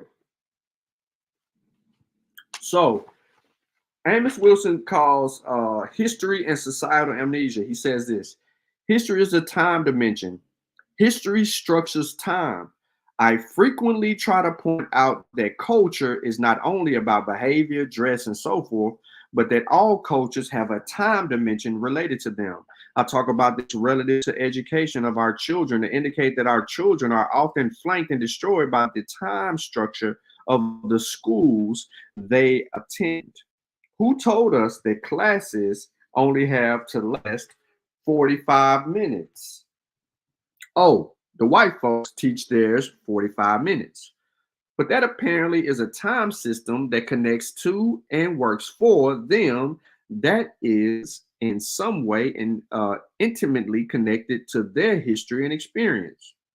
When we look at ourselves, are we going to tell ourselves our children are destroyed by the after effects of our enslavement, Jim Crowism, miseducation, poor self-image, all the other things we moan and groan about, and yet we don't make time and curriculum for instructing them to them so as to remove these obstacles? If not, then we will destroy them. Therefore, our time system for teaching our children cannot be a duplicate of European time system. We must recognize there's a time dimension related to our history and ourselves as a people. I'm gonna skip ahead. In the interest of time, I'll just end my analysis of European history and look at it a bit at another issue. I'm really more concerned about what happens when we don't know or forget our history. One more time. I am a little more concerned about what happens when we don't know or forget our history. Eurocentric history is used to motivate forgetting in the African personality to create amnesia to maintain oppression. Many of us as individuals seek to forget our history and do not want to confront our history because of the anxiety, the anger, the fear, the shame, the guilt we feel when we read about some aspect of the African experience, and hence we'll often stay away from it. We think we have escaped its effects thereby. We can hear some of our uninformed children say, well, that was back there 100 years ago. That ain't got nothing to do with me today. The Black child at this very moment is still affected and suffering from the slave experience, whether he or she knows it or not. In fact, as Russell Jacobs says in his book, Social Amnesia, exactly because the past is forgotten, its rules unchallenged. To be transcended, it must first be remembered. Social amnesia is society's repression of remembrance. The Aboriginal community is teaching social amnesia. They are proponents of such. Not only are there denialists and revisionists and negationists, they are stupid. They are playing the Eurocentrics ideological game. They are DeSantos DeSantos minions. Why did I say that? Because, and as Wilson said, amnesia is a state where a person seeks unconsciously to forget aspects of his or her past life, because apparently those aspects are painful, and therefore the individual seeks to rid himself of them. Consequently, by ridding himself of these conscious remembrances of painful experiences, he seeks to rid himself of anxieties and fears connected with them. He may then succeed in forgetting those experiences completely to the point where he cannot recall them. But this does not mean that those experiences do not continue to operate within this personality. There are those of us who are made ashamed of our history of enslavement, who are made ashamed by the distorted presentation of African history, which is why the European distorts it and presents it the way that he does, are made to think that prior to slavery, we were essentially culturally invisible and savages and only achieved visibility and civility when the European came on the scene. Many of us attempt to repress any knowledge of American slave experience. But we should heed the fact that a person and the people who suffer from the social amnesia live lives that are determined by fear, anxiety, terror, and trauma. When we attempt to escape our history because we're afraid of it, when we escape knowledge because it terrifies and makes us feel ashamed, then it is terror and fear and shame that determine our lives. The Abos are living in fear, terror, and are in shame. We then live not in terms of our reality and in the terms of integration of reality, but in terms of what we are afraid of, i.e., what we are ashamed of, what we are trying to hide, what we are trying not to confront ourselves with. Life then lived in terms of denial, in terms of escape and addiction. Many of the murders, deaths, and much of the destruction that we see in our communities today are the results of people trying to escape history and living their lives in terror and fear of their own history and reality. That is why I contend that history is directly related to our concrete existence. It is not something you happen to take in school. It is a part of your real lives, because without it, it will make us take dope, kill, steal, and it'll make us do all the kinds of terrible things, because our lives are not determined by relating to the history appropriately, but determined by fear. A person who is suffering from amnesia lives a life based on negation, not affirmation, not on growth and development, but lives life in such a way as to deny life and reality and to deny parts of his own personality and himself. Life then becomes a negation and is used to maintain a negation instead of life. And it should be lived as affirmation, as growth, enhancement, and development. And people who live their lives as negation live lives that we see ourselves living today, going deeper and deeper into hell and going deeper and deeper into self destruction as a people. History is real. It brings real, tangible results. When we wish to negate it and not integrate it, when we wish to negate it and not affirm it, then it negates us in the end. Bruh. Y'all tripping. It's tripping. Come on, man. But watch. Everything I just said, watch it transpire right here in this discussion. Accept it and go and research it yourself to fit it into your timeline. Am I correct? Yeah, right. But I researched this stuff. We can't tell you who you are. Right. You telling us who you are. We can't tell you. We can't tell you nothing different, bro. No, that's not you true. You notice how we got quiet? See, I know you was expecting us to tell you, oh, no, hell no, you such. No, we don't do that. We can't tell you who you are. So go ahead, bro. We're going to tell you who you are because you're trying to make us forget who we are. This goes back to the point of when one is shorn of one's past and does not see the direction of one's future and is very uncertain of one's present, then one cannot tell from whence one comes and where one is going, where one is and suffers as a result. Let me quickly read in the context of history as a time dimension from a little piece done in the Omni magazine in February 1984. It's called Timeless Minds. It reads, when I wake up, you, the past, will be gone. Donald Bernard Ayerson of New Jersey Neuropsychiatric Institute told a deeply hypnotized college student. When the post-hypnotic suggestion took hold, the student became drowsy and impotent, losing both memory and the powers of speech. The hypnotist had given the student the post-hypnotic suggestion, when I wake up, you, the past, will be gone. He then woke the student. The student reported how he felt. He exhibited irritable behavior, losing both memory and the powers of speech. Later, he reported a vague sense of meaningless. Why am I here? What's my purpose? Where's the meaning of life? Those kinds of querying and issues. A loss of history, a loss of his past was created within the student.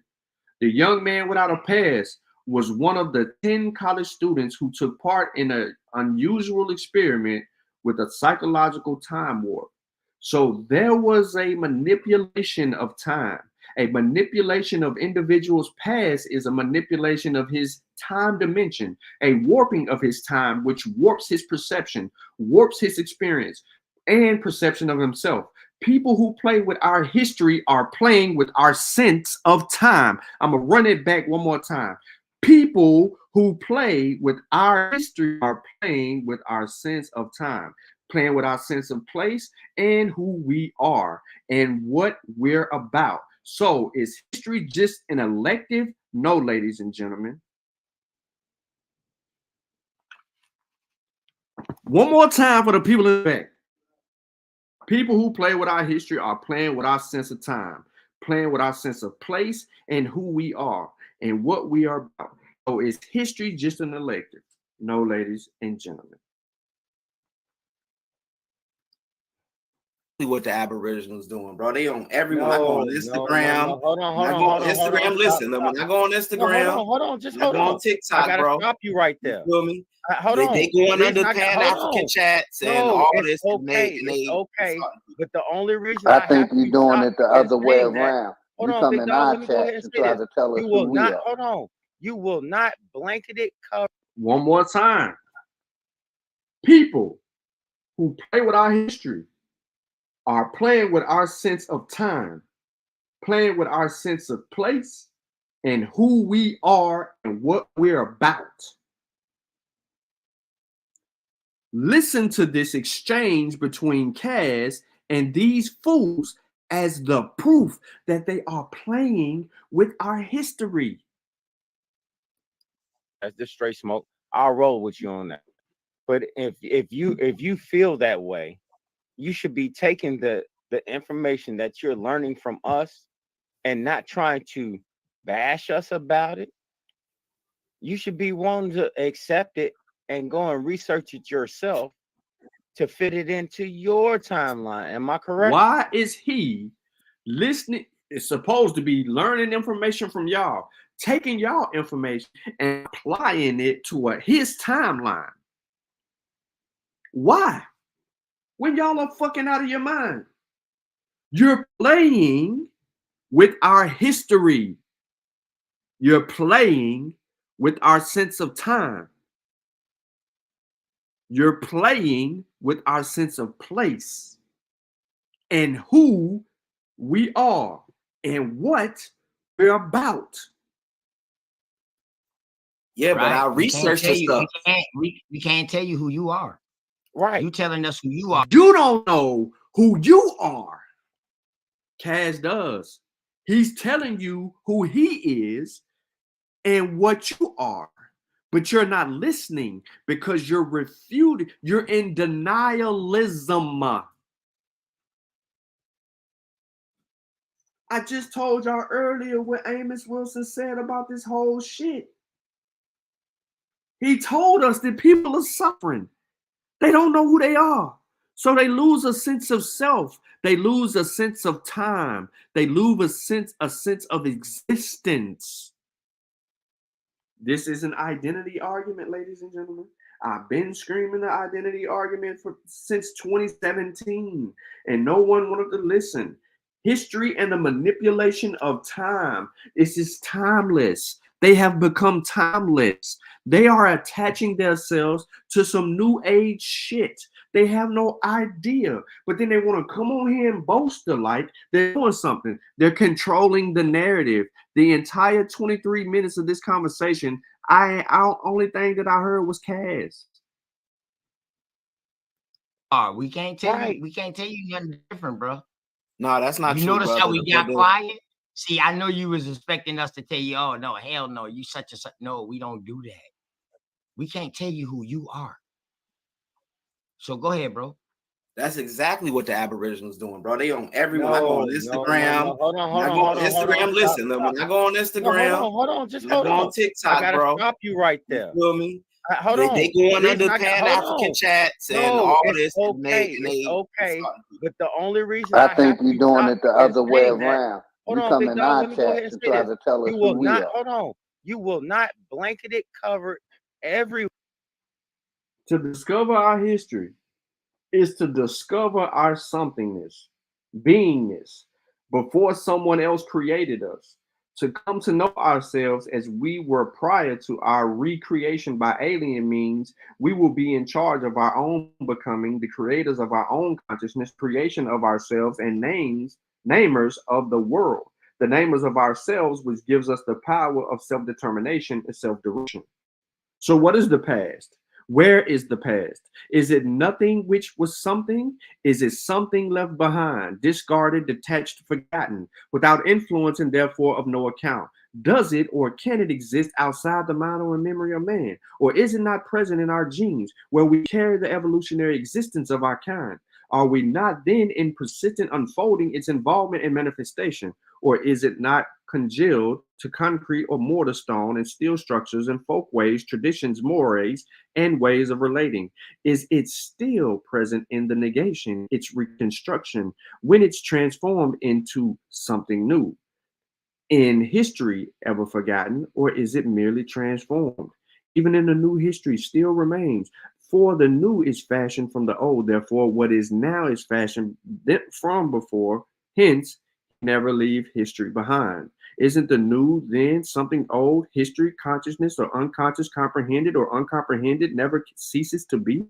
It is only transformed. As transformation, history is always here and now. Here today, there tomorrow. History is past, present, and future. History is destiny. If we will transform destiny, we must will to transform history.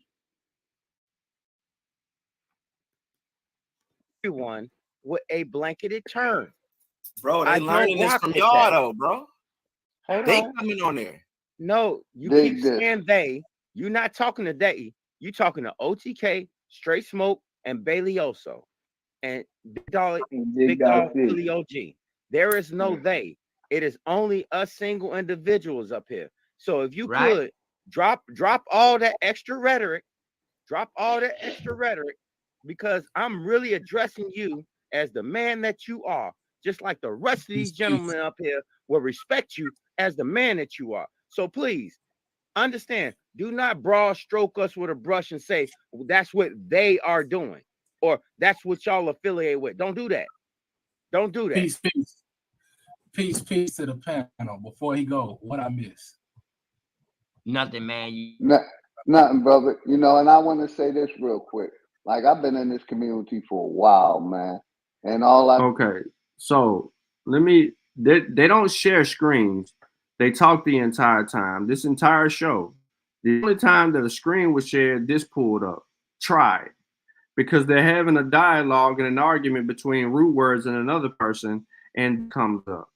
Then they begin to sit there and foster out their arguments for a little while before I hop on or try to hop on and get booted up out of there. I don't know where it is. Oh, there I am.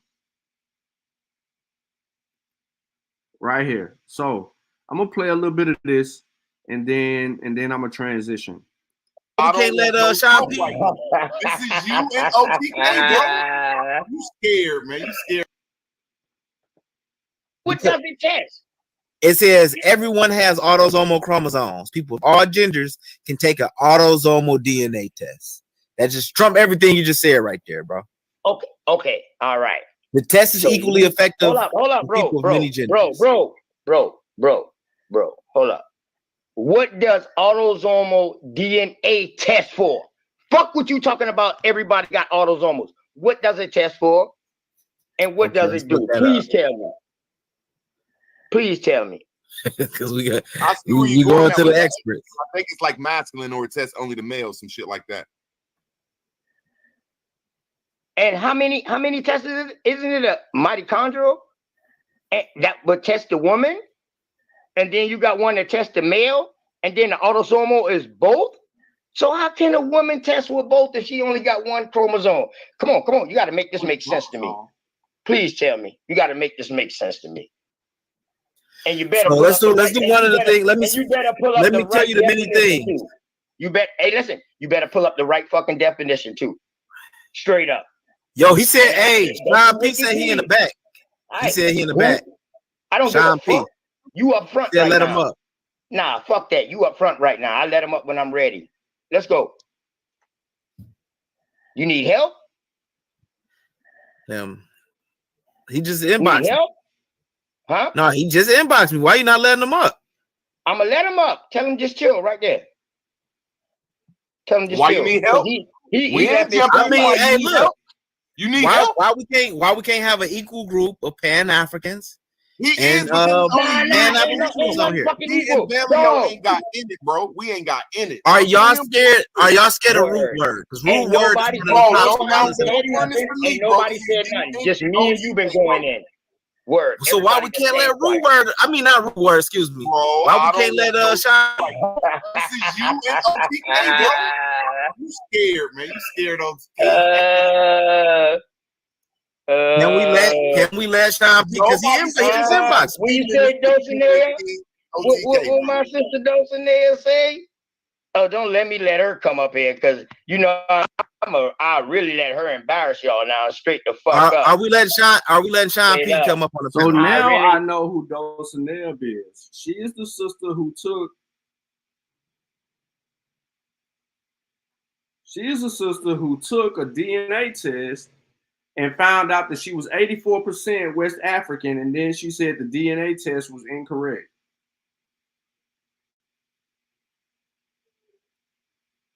I didn't know who she was, but I have been informed that Dulcinea, right? Dulcinea is the sister who took a DNA test, found out that she was freaking West African, 84% West African. And now she said the test was wrong and she a more. Listen, what does I just think it's messed up. No disrespect, OTK. I think it's messed up that y'all was having a good bill. You and only him, and he want to bring Sean P in on y'all's good bill. You said because Sean P, he don't got to come in on it, but he can come in afterwards. But he can come up on the panel. I ain't saying. I'm just trying to say y'all two having a good conversation. You and him. Me Are and y'all him, scared? and we gonna fall I know they off. scared. Not a coincidence. They scared of Sean P, man. What this motherfucker? What not? What? Hold up. He said. Sean P just said you're not a scholar. Root word. Hold up. Woman said. Hold up. Root word. Root word. Don't worry. I'm gonna let you get him. I'm gonna let him up. About all that stuff, and you ran, bro. He was beating your ass, and you ran, and this is what I be on, and I get pissed off about. Like, wow, y'all was building, and you ran, brother. He's about to. I'm not an expert on DNA, bro. Like he's the expert on DNA. Then why the fuck Say you it one more about time. it? Say it one more time. Why you talking about it? I don't talk about nothing I don't know, man. I can tell. Yes, you do, OTK. You talking about history right now, and you don't know shit about Native American or Indian culture or history at all. But you up here projecting and acting like you do. Then you want to talk about autosomal DNA test. You don't even understand the shit. And then he fucked you up when he started reading what the goddamn expert says, and you had no rebuttal to that. What are we talking about, man? I can tell you this. Autosomal confirmed relationships with high level of accuracy for parent and child relationships and relationships up to the second cousin level. It's good for diagnosing particular genetic diseases or predispositions for diseases. Also, it can identify mutations in either dominant or recessive associated with the conditions. Boom. I tell you what, I read what the experts say. Go ahead, Sean P. Hold up. Whoa. This nigga added everybody else on this bitch except for me, nigga. No, I did. And seeing me in the background. First of all, hold up. Now I'm gonna put your ass back in the background because why you doing? Oh, come on, man. I'm on my phone talking to you. I got this live streaming on my computer, so I didn't see him on the computer. That's why I say, okay, I'll add him up. Everybody was in the fucking back. Anytime someone want to be added and you're on your cell phone, it gives you a notification that there's someone looking to join your show. Period, point blank. It tells you that someone is trying to join your panel. But right next to the icon with the people right there, it says like +1, +2. You click on it, it'll have the names of the people. They'll tell you to add or accept. So he's bullshitting. From what my TV was, what my thing was showing. That's why when I seen everybody, I added him on there. Bruh, I told you, I got you. I was trying to finish up with your boy. You scared, bro. Anyway, first of all, bro, I'm trying to help. Bro, I just need root word, you are not a scholar. You have no written work. You have no peer review essays or nothing. You're not a scholar. There's no scholarship. Root words, there's no scholarship coming from anyone on your side of the argument. Zero, zilch. The information that has been brought forward that would be considered scholar. Root word. I am getting back to the subject. I am getting back to the subject, root word. I am getting back to the subject. I'm getting back to the subject, root word. I'm getting back to the subject, root word. I was addressing root word. I was addressing root word for something that he said, and I was going back to the subject. You can get back to like I said, I'm the only person on this panel that has had peer review work. Only person. And what the fuck that mean? Who peer review your shit? Yeah, exactly, nigga. I'm the only nigga on this panel with published work, nigga. I'm the only person on this panel with Look. I struck a nerve. And guess what happened? Root word went from interjecting to shutting up. Do y'all know why he shut up? Because he's going to tell you, like he's told you before, you know what? I'm going to shut the fuck up, Sean. You right. While these other two people that we don't even know are running their mouth. At this time, I don't even know who no Dosaneb is. I don't know her. All I know is, after the fact, After 2 days, somebody said that she was still talking about me, that not a coincidence had her DNA up there and was doing it live, and she was 84% West African. And she said the test was wrong.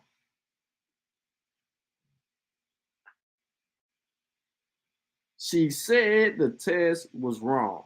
But I don't know. She finna talk about me when I leave. Watch. I'm about to get kicked off the panel. Word. So now let's get to the nitty gritty. Let's get to the nitty gritty. Let's get to the nitty gritty. Let's get to the nitty. You don't need to know how to qualify a source. You gotta you have an IQ of a 5-year-old. Shut the fuck up talking to me, young lady. Now I'm not holding on for you. I was dealing with root words and you wanted to say something, so sit your $5 ass down because you don't know who you talk. I told her to sit her $5 ass down. She didn't know who she was talking to. Yo.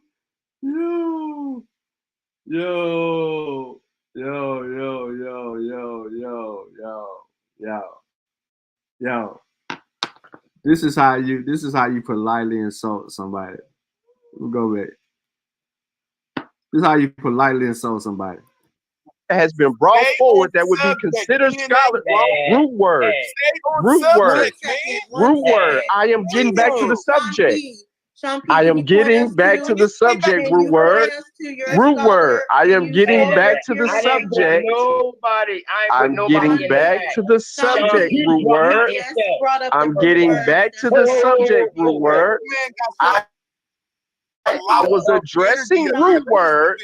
I was addressing root word for something that he said, and I was going back to the subject. You can get back. You can get back to like I said, I'm the only person on this panel that has had peer review work. Only person. And what the fuck that mean? Who peer review your shit? Yeah, exactly, nigga. I'm the only nigga on this panel with published work, nigga. I'm the only person on this panel with published work.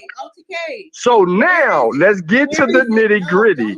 Let's get to the nitty gritty. Let's get to the nitty gritty. Let's get to the nitty. You don't need to know how to qualify a source. You have an IQ of a 5-year-old. Shut the fuck up talking to me, young lady. Now I'm not holding on for you. I was dealing with root words and you wanted to say something, so sit your $5 ass down because you don't know who you talk. You first. Hold up, bro. You ain't about to come over here. Hold on, y'all. Nobody shut the fuck up. Hold up. Whoa. Hold on, y'all. Dr. Nate, I'm about to let you get it. He just said he's the only one on the panel that has published work. So he will. I'm going back to the subject matter. No. You'll need to source that up. You're the one. So I am being muted. I have tons of peer review work. Hey, so here's the easiest thing about this, y'all, is that she said that I needed to source that up. Okay. All right. Let me source that up. Where you at, Dulcinea? Where's she at? Where's she at? Somebody go get her. Go get her for this, or you can clip this part right here. I'm gonna make it to where 59 seconds you can clip this shit up. Directly for Dulcinea.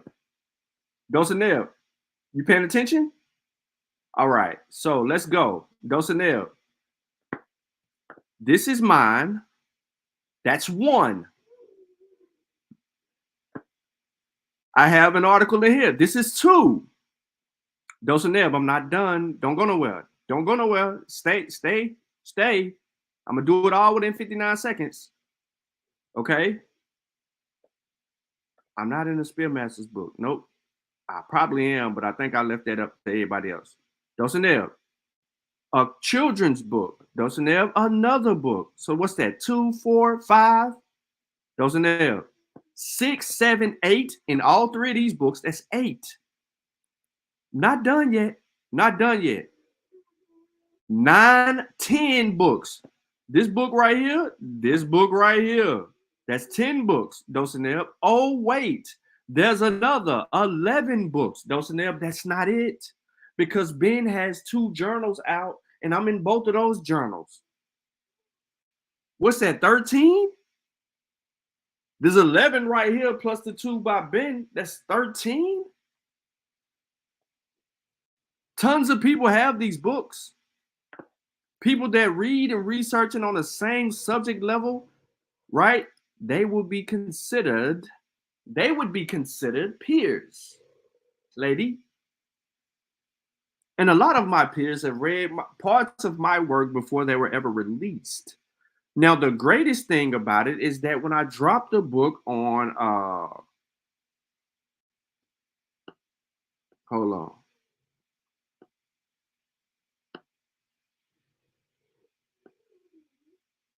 When I dropped the book on COVID, the experts, right? Hold on.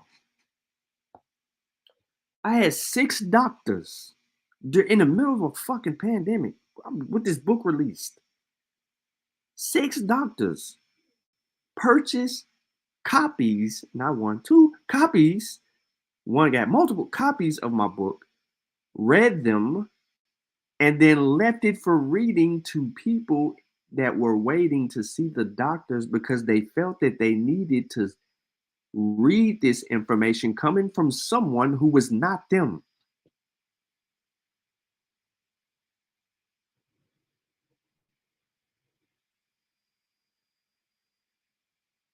You're that dumb, lady. You told me to source up. When I got 13 fucking published works out there in the streets, really 14 because I ain't even got to the one that I was refuting Dane Calloway on. So there's 14 instances of review out on me. And the one thing that I used to refute the Abos, ain't none of y'all shared it on your screen and tried to challenge the information. Not one of y'all said that Dane was right and I was wrong right here. Y'all have steered clear of the article I dropped refuting Dane Calloway's book. Why is that? Why is you on a panel full of people supposed to be wild Indians and you claim to be a Moor and your damn DNA says you're 84% West African, and you're going to ask the one person on the panel, I'm not everybody else, and this is not a slate, a shot, or anything, a cast. I'm the one person on the panel that sources up every fucking thing. Every show I do, I leave my audience sources. So what did you, don't ask me to source up, because I'm going to do it. You ain't even got to ask me to. I'm going to deliberately do it.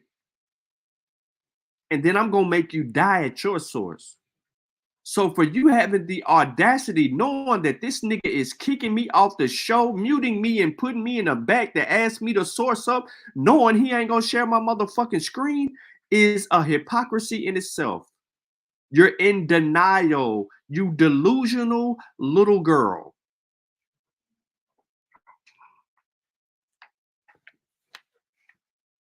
This is why I read The Falsifications of African Consciousness, because there is a freaking problem among the people that we entertain, and we go on these platforms and give them life. When he kicked me off, I did not return. Didn't. I didn't return. I didn't show back up. He's out of his freaking mind. Cass kept sending me messages talking about your books. How you talking about some books you never read? You don't know the title and you don't know the information that's in the books. So you have no idea. But I heard that you're going to continue on your little tangent and keep bringing my name up for some reason. I understand you might find me physically appealing to you, right? I understand that. That's cool. That's dope that you would think that. But you kept talking about me. And they said you did it again on another show. So your infatuation for me has to die at some point. So I'm going to hold my spear up And I'm going to let you throw yourself on it.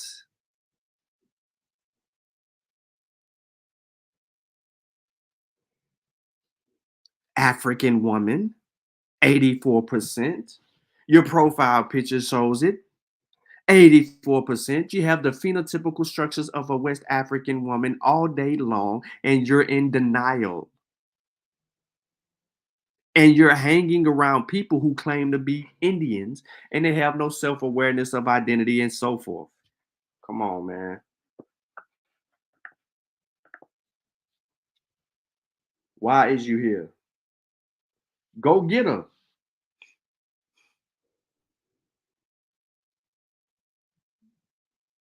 Go get her. I'm going to pull it up. Go get her. Where she at? Oh, dog. Where she at, bro? Where she at? She want to talk to me. I'm here. I'm live. She told me on this same show right here. She told me, if you want to do this, that, or the third, go do a live or something. I'm live. Where you at?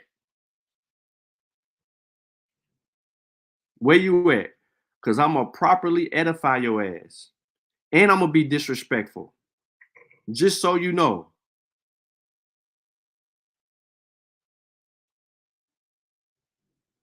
Yeah, I know. She run around here channel hopping, but she's still clear motherfuckers who properly edify her ass. That's probably why you won't see her on Not a Coincidence channel unless he being nice and she just so happen to be lurking. See, she don't come around here where people will get feisty with her. Not a Coincidence is he likes to be nice. You know what I mean? He want to hear that bullshit because he be high. He be thinking it's funny and shit.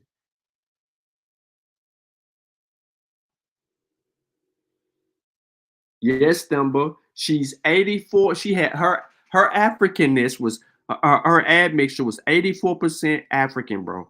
That only leaves room for 16% of her DNA to be anything other than that. And that 16% delegated into about 14% European.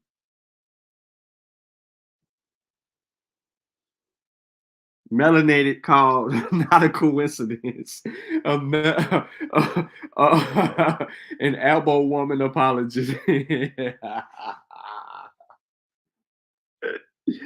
Yo, I didn't say it now to see. I didn't say it, bro. That's my bro. I can't let you do my bro like that. Although it may seem that way, because he showed, you know what I'm saying? He showed cater to the elbow women. Callie said, then she lied. Hold on. She lied and said she was Black European. Black European, bro? Black European, bro. She said she was Black European. Stop the cap, bro. Stop the cap. Stop the cap, bro. Black European?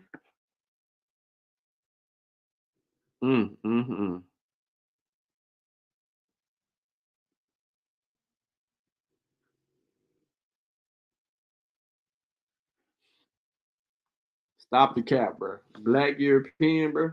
For real? Damn.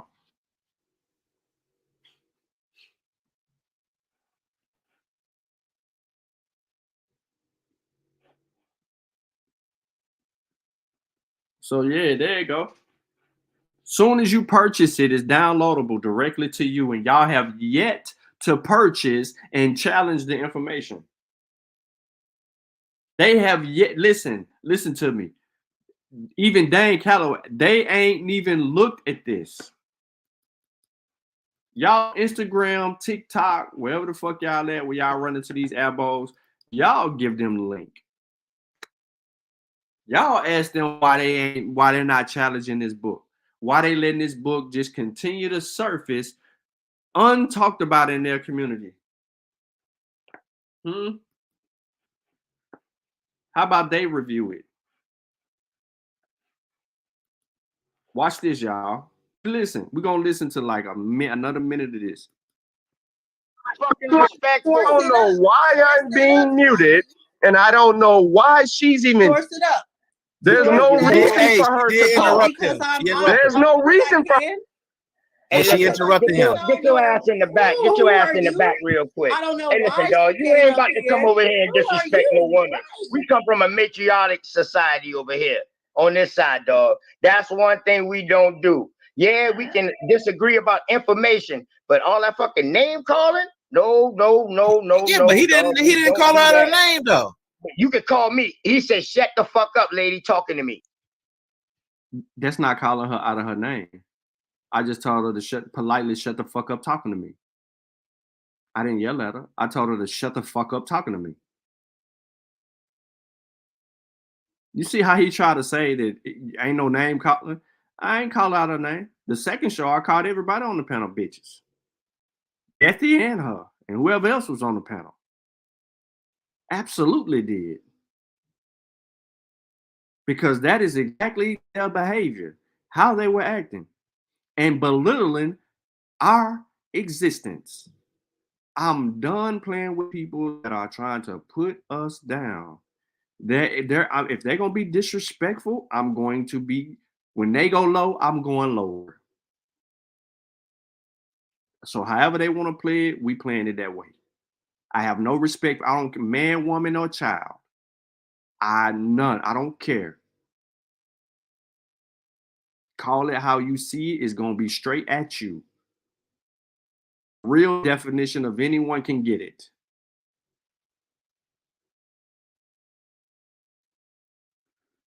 When you belittle us, I'm belittling you. And I'm going all the way there. And don't care who don't like it. Why is he talking to her like that? He don't have no respect for women? Bullshit. I do have respect for women. I just don't respect her. Which women are we referring to?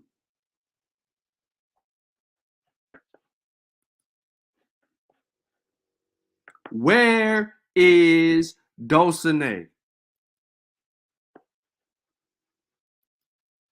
I'm looking for Waldo. Where is heifer at? What up, Callie? What's happening? They don't deserve, these people don't deserve respect. They're disrespectful to our ancestors and what they went through. They're disrespectful to their own ancestors.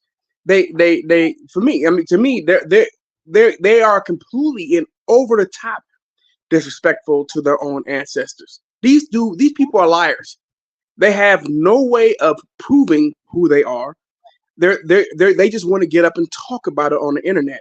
They have no game plan to try to battle the U.S. government, to try to change their status. There's no plan to do that. They have no plan to go to the media to try to convince those people that they are who they say they are. No, their goal is to try to argue Black Americans for money. This is all a scam. And all the ones who are on whoever YouTube channels and TikTok channels and IG channels, Facebook, these people are all on it for the bread. They're all liars. They're all frauds, and none of them can prove who they say they are. And this is the sad thing about this situation. And so, look, calling them these guys are AI and AI Indians or internet Indians, whatever you want to call them, but they are not indigenous to the Americas. We actually have actual evidence and documentation and science that's been tested over and over and over and has been proven to be true. We still look like those people over there. No, that's just on the surface level. But the genetics match the people over there. African Americans, Black Americans, Afro-Caribbeans, Afro-Latinos, our genetics match the people in West and Central Africa. Those are the facts. We got culture here that can be verified and proven, that we can see it today. We can see some of the foods that are over here, the way we act, the way we speak, some of our customs. Nothing's hidden about our connection to the people over there in West and Central Africa. We are not connected to the indigenous people here. We are not connected to this land. We didn't get here until we were brought here. This nonsense has to stop. And you know a sad thing, Sean? I'm seeing this Abos stuff pop up on TikTok in Spanish. I'm seeing it pop up on IG videos that have nothing to do with history. Videos that will discuss cooking. videos that would discuss football, basketball. Doesn't matter. People in the comment section said, "Oh, we were always here. We were always here, sir. We black Americans, we were there. Not all of us were brought from Africa with no proof whatsoever. They just watched a 30-second clip on social media and believed it to be true. That's insane. They never had to show you shit. You just started believing it based off watching a 30-second clip. How can a 30-second clip be so convincing to you? There's no way they can present enough evidence to prove that you are indigenous to the America in 30 seconds. It's not possible. Keep talking, Kevin. Okay. It's not possible. So I just don't understand why anybody would run with that. You have to be totally and completely delusional to believe that you are indigenous to the Americas if you are someone who is quote unquote Black American, right? Or Afro-Caribbean or Afro-Latino. Some of you may have some indigenous ancestry, but that corner, that black part that we call black, that goes back to the continent of Africa, West and Central Africa specifically. And it just doesn't, you can't show me anything. Anytime we go look at culture throughout the Caribbean, we can go to Colombia, we can go to Palenque, Colombia. We can go to Venezuela. They got Afro descendants in Venezuela. We see the culture there. We go to Central America. We can see the culture there. We go to the Caribbean islands. We can see the culture there. We come to America. New Orleans, heavy there. Florida, heavy there. Georgia, heavy there. South Carolina, heavy. North Carolina, heavy. You can see it, and you can see it throughout our culture, period. Why do you want to believe that we don't come from them? Why are you so ashamed to be someone of African descent? It doesn't make any sense. So you want to be a group of people who have their whole fucking shit stolen. How is that supposed to be better? You had your land stolen. Not only did you have your land stolen, but you're saying you had a lot of your customs stolen, your language, your whole goddamn identity. You don't even have any indigenous names. How is this possible? How can you make these types of claims when the evidence points to the opposite? Overwhelmingly. There's no way in the world you can look at this evidence and sit here and believe and sit here and convince me that we are supposed to be some people that you guys believe that we are based off the fact that you saw some video with some scary ass music with some nice editing. That doesn't make any sense. You guys have no sources. When we go look at all the sources, when we go pull up primaries, when we pull up primaries from Portugal, from Spain, from the Dutch, from Norway, from Sweden, from Germany, from France, from the British. When we go pull up all these sources, the sources point to Africa. Now I saw someone in a video about Jesse Ventura was saying that black music, music in America was heavily influenced by Black Americans. And you got these people in the comment section saying that black, no, that's not all of us came from Africa. A lot of us are indigenous here. And then arguing with people, some white folks, some non-white folks, telling them that, sorry, we are the indigenous people with no proof, none whatsoever. My grandma told me that I'm indigenous. How the fuck is that proof? The only thing we heard as Black Americans growing up is that we heard from our grandparents would say like, or you may see from a family member say, oh, well, I think your grandma might have been like half Cherokee. You think, or you say, oh, your grandfather was half Blackfoot or something like that. Most of it was untrue. They were ashamed of what happened. They knew what happened, but a lot of them were ashamed to admit what actually happened on those plantations. They knew where they came from. They knew that was white genetics, but they wanted to, in order to feel better, they changed the story. They changed the narrative of what happened, and unfortunately, history got twisted because of that. Yeah. And Sean, what up, Kelly? Big ups to you, big dog. What's happening, family? I couldn't have said it no better myself. Big ups to you, Sean P. Sean started off the program with some psychology. Another part of it is a particular aspect of psychology called internalized racism. Oh, that's a good one. Yeah, until that's it. But it's actual factual. It is. It's. We just call it what it is. Self-hatred. Bro, I broke up. Can you hear me? Can you hear me? Yeah. You said it. You said internalized racism. That's what. Let's just call it what it is. Self-hatred. That's all. Yeah. That's all it is. So yeah, internalized racism is a part of our community. It's an aspect that people really don't point to and recognize. And what it does, what it suggests is, after years of conditioning, right? Everything we've seen from growing up, and people in our family talking about Africans and Africa. You can go back to those days when you stay up late at night and you see the kids with the big bellies and the flies, and people begging you for money to help take care of them. Then when Africans moved into the neighborhood, people talked about how they smelled and this, that, and the other. So as African Americans, I think that we've been subjected to that conditioning, that mindset to make everything African terrible, bad, ugly, downtrodden. You know what I'm saying? So, just like with any person that's been through any type of traumatic experience, you try your best to disassociate yourself with those memories, those understandings, the experience, and so on and so forth. So, we got a lot of repairing to do, but again, I'm like Sean when it comes down to being nice. This is informational warfare, in my opinion. Again, I come over here on YouTube and kick it with y'all, but I mainly be over on TikTok, stumping the grounds over there. And I'm like Sean P. It doesn't matter, man, woman, or child. Anybody can get it.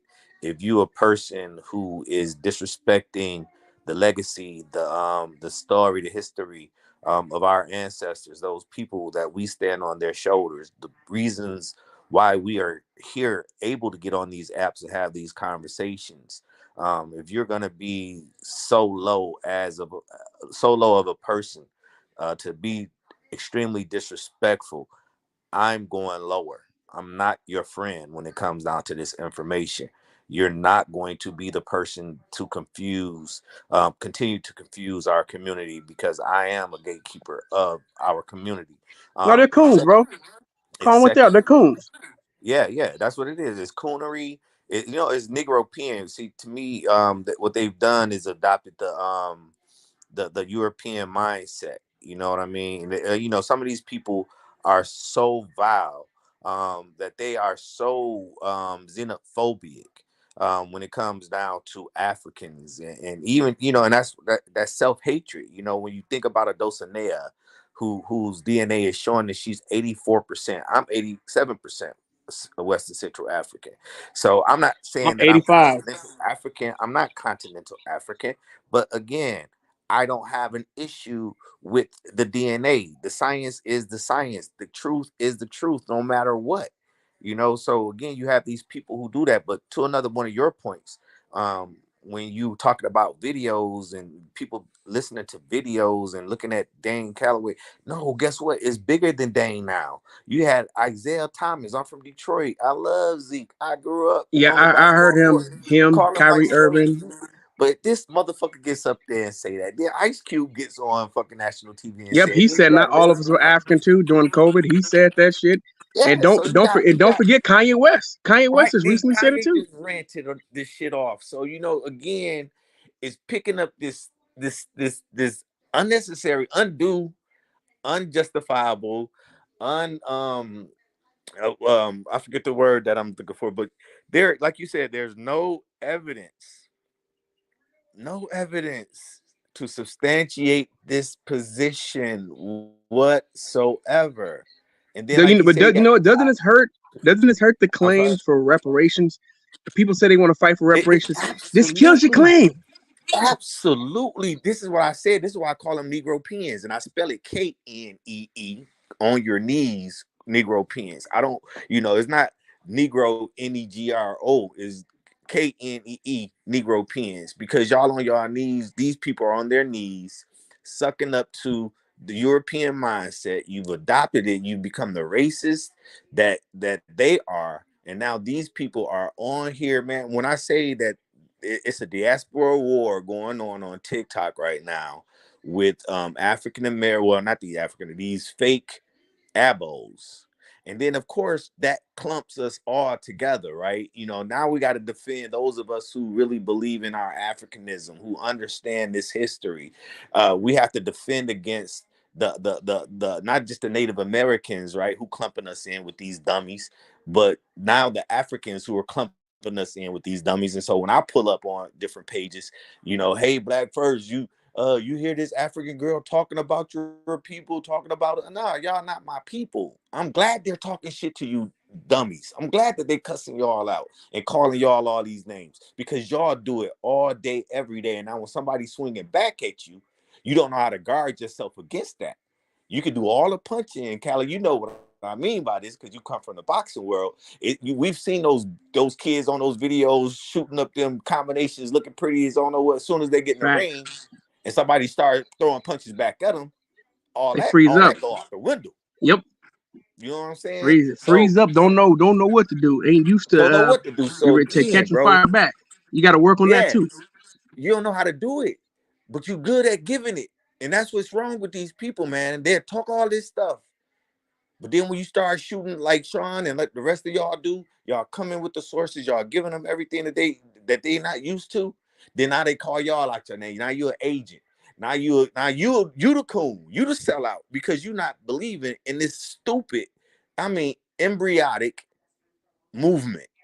Why would we throw away hundreds of years of Pan-Africanism to now start a war with the Indians, the Native Americans, by stealing their identity and then going to the U.S. government talking about we are the true, that we never were enslaved. This government knows what they did. No. Not only one. Hold on. Don't stay. I want you to stop right there for a second. Not only are they saying we weren't enslaved, but we were the enslavers. Continue. Now continue where you go. You don't. I just don't want you to. I want you to continue from there. I don't want you to leave that part out. Absolutely. They're saying we were the enslavers. We were the enslavers. We were the people who brought the people over here. This is.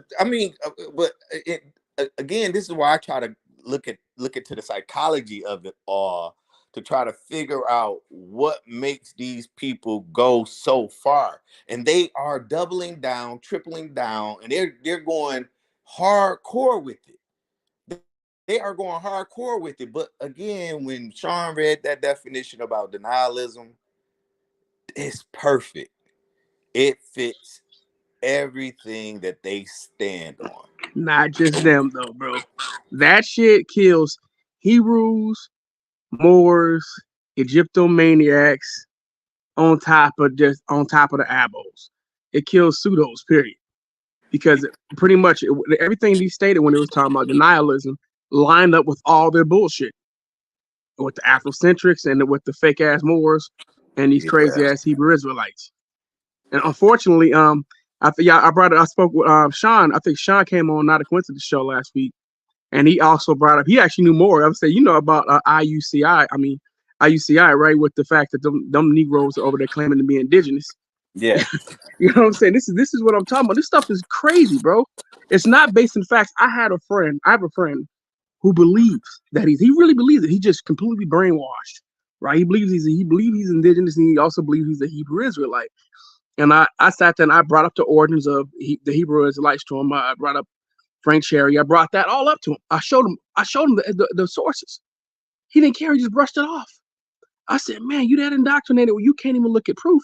I said, show me where Bishop Nathaniel is actually showing any type of sources other than him just talking. Just because he showed you something on the screen, he should be able to show you where he got that information from. He's not showing you that. He's just saying a bunch of nonsense. Yeah. I said, I'm showing you an actual source. There's a difference between he and myself. Right. I'm not telling you what I think. He's giving you an opinion. I'm giving you proof. There's a difference here. I said, bro, you have these beliefs that you can't verify, but you just believe it anyway. That's insane. That's nonsensical. And the funny thing is, He'll send me a bunch of funny videos. Every now and then he'll send me some stupid ass Hebrew Israelite video like it's gonna make a difference. Like, dude, I'm atheist, bro. All this nonsense you sending me is a waste of my time. I don't agree. I don't believe in none of this. I don't believe in any of it. But I definitely believe in that whole Abrahamic nonsense. So you're not gonna convince me, bro, to ever follow this bullshit. I'm not indoctrinated. Actually, my mind is, wide open. I need evidence of shit. Your religion doesn't provide any evidence whatsoever. It's just belief. You're in a according cult. to them, Callie, you are indoctrinated. You're indoctrinated by the U.S. Educational system. You went out but here. Isn't that what cults do? Cults say that you're indoctrinated. If you're in a cult, you said it to other people. You project. You notice that cults project very well, right? Very well. Absolutely. I heard Aboriginal TV today say that same thing. That the FBA movement is a cult. But you are on here telling people that they are Indians. now, again, I get it. I grew up in the house. I grew up in a family where everybody had Jerry curls. Y'all remember that? Yeah. Everybody had Jerry curls. I didn't have Jerry curls. I did too. My father, again, West and Central African, but European, got some European blood in them. That's my DNA. I took my DNA test. So I had a decent grade of hair. My mom was like, no, you're not getting no Jerry curl because you got a decent grade of hair. And people would say, man, you must got that Indian in you. You must got that Indian in you. No, I don't have Indian in me. I don't have not one shred of Indian DNA as far as, my DNA tests are concerned. But if you do, we don't have a problem with people who are Afro-Indigenous. My biggest issue is when you get up here and you lie and try to say that you are 100% this and 100% that, whereas we all know, if you understand how science is and if you understand how evolution worked and how admixture is and so on and so forth, nobody in this land here in America is 100% anything. I mean, that was born on this land, but born in this land, especially in the last few hundred years. So actually, nobody on Earth is 100% anything. It's crazy. It's just crazy, bro. I mean, but I'm like I said, I'm like Sean P, man. I'm dogging. I'm not playing no games. I'm not being nice to him. If you bring it up, if I come across your page and you talking shit about Africa and African American history, if you brave enough to pull me up, I'm coming in guns a blazing, flat out. Everybody can get it. This is my thing though. Look, I get it. I know a lot of folks don't want to be called African. I don't consider myself African. I consider myself someone of African descent because I'm so far removed. But my genetics are African. I ain't gonna deny that. I'm not no wabble, right? But I am of African descent. You know what I'm saying? Because I'm a mix. I'm gonna have admixture of many, right? Multiple Western Central Africans with European and Indigenous and Asian admixture, right? So, but the Asian and the Indigenous, that shit is so minuscule. It ain't even worth even mentioning. I'm just a black American, bro, of African descent. That's all I am. I'm not trying to be no damn wabbo. Y'all wabbos aren't saying, bro. Y'all dudes are popping up all over the place, making up shit that can be debunked in 2 seconds. I'd be debunking y'all in like 2 seconds, but y'all get pissed off.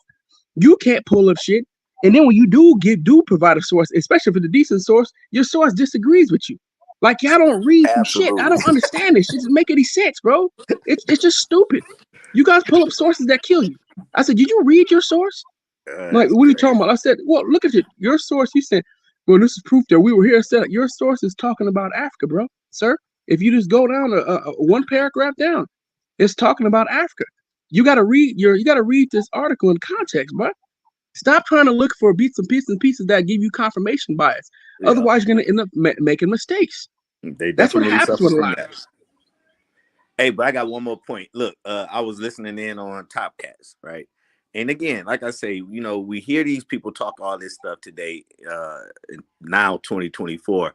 But Top Cats, he said, he grew up in the Fifth Ward. He is, street gang and all this stuff. Where's the Indian culture? Because that's all African American culture right there. It don't exist, bro. It don't exist. They make that shit up. That's I'm why I like, said what I said. dude. Gang banging. I said, what fucking Native Americans got a goddamn gang banging?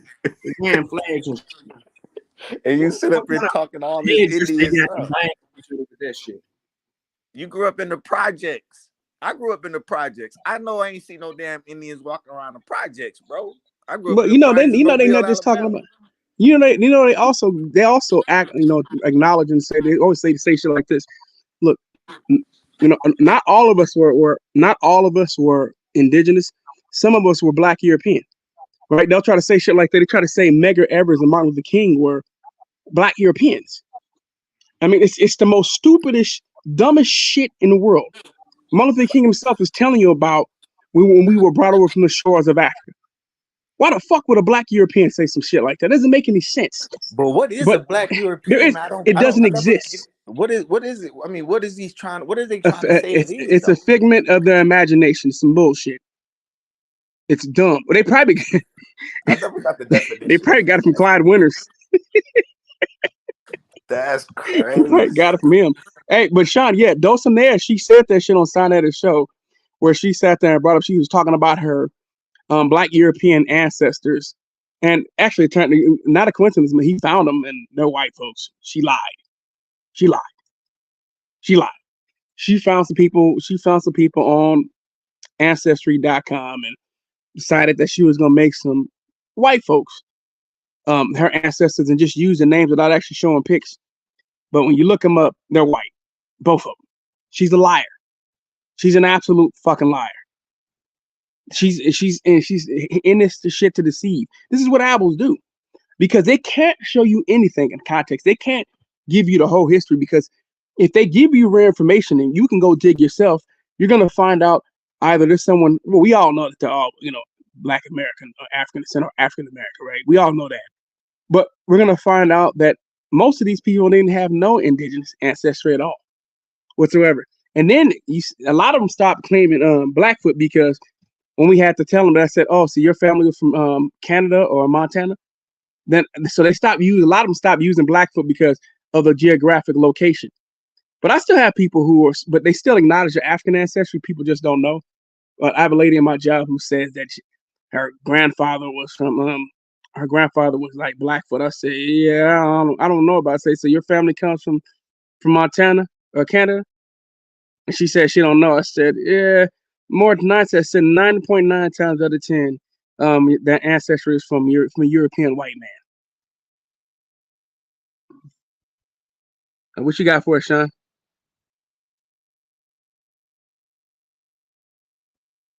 So earlier I had stopped right here and didn't get into this for a reason, because there's so much more to go in this that talks about things that are crazy. But I wanted to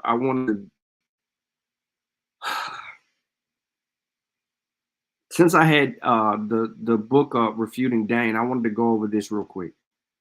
So it says let me before you go there, Sean. Before you go on, Sean, I know you've done it before, and maybe you could come up with another way, do another video killing the whole Melbu Herkovich. Explanation of why Abos were reclassified. Because they always try to say that we were called African American because of Melbu Herkovich. I'm sick of that shit. I think Not a Coincidence did that before when it was arguing that shit, and he was bringing up how a 5-year-old responsible for that. But we'll look at it again. But it says right here, the Portuguese policy of secrecy or silence says this controversial historical thesis formulated in the first quarter of the 20th century by various historians, primarily Portuguese, states that Portugal made many voyages and discoveries in the Atlantic Ocean, including the discovery of the Americas sometime before 1492, but chose to keep those discoveries secret. Before the 19th century, the historical record contains many gaps and breaks. This condition certainly applies to the surviving records for the Great Age of Discovery. None of the original logs from Christopher Columbus' 4 voyages survived. Although a partial transcript exists for the first voyage, John Cabot's voyages to North America in 1497 are practically without any contemporary documentation, and the same situation applies for Bartholomew Diaz's discovery in 1487 of the Cape of Good Hope. Such losses of primary sources are tragic, but all too common, and they usually occur quite innocently as the result of accidents or neglect. Some historians, however, have questioned whether the gaps in the Portuguese records are all that random. They suggest that some design or policy may lay behind the disappearance of some documents. The thesis of deliberate and systematic Portuguese government policy of secrecy concerning overseas exploration is a product of the 20th century historians. Jamie Cortsair, a Portuguese historian, first formulated this thesis in 1924. He contended that the surviving Portuguese chronicles about overseas exploration showed definite signs of truncation and censorship. Wow. If one is inclined to believe Cortsair, quite a lot of information was suppressed, including Portuguese discovery of America prior to 1448. James Cortsair was not alone in his support for the existence of policy of secrecy. In Portugal, the thesis has become an historical orthodoxy and pillar of national pride. School textbooks at all levels teach it as facts. Lisbon city government has even decorated its Avenida de Liberdade with the mosaic inscription, which reads, Descoberta de America 1476. Jehovah's Corte Real Descobridor de America. Outside of Portugal, historians, including Samuel L. Morrison, generally reject Cortsair's thesis of the policy of secrecy and its various claims of monumental but previously unaccredited Portuguese achievements during the 15th century. Real quick, this shows you the fight and the plight over information in places that we haven't even discussed.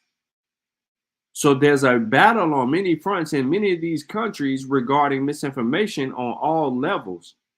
And most people don't, some people know about this whole secrecy thing, but some people don't. And this may be new news to you. However, to continue before you start trying to get into it. Dissent exists in the Portuguese historical community where the respected historian Duarte Luiz attacked Cortsair's theory on as early as 1936. So it was a short amount of time after that they got into a rumble scholastically. But in spite of all the controversy, the thesis of Portuguese policy of secrecy still possesses enthusiastic supporters and continues to attract equally determined opponents. The basic complaint of skeptical historians concerning the policy of secrecy is the almost complete absence of solid evidence for its existence. Historians admit that monarchs, countries throughout history have attempted to protect their overseas commerce by maintaining secrecy about how and where of their sources, but ultimately these efforts have failed. Supporters of the policy of secrecy reply that the lack of evidence is in itself evidence of the existence of policy of secrecy that was extremely effective.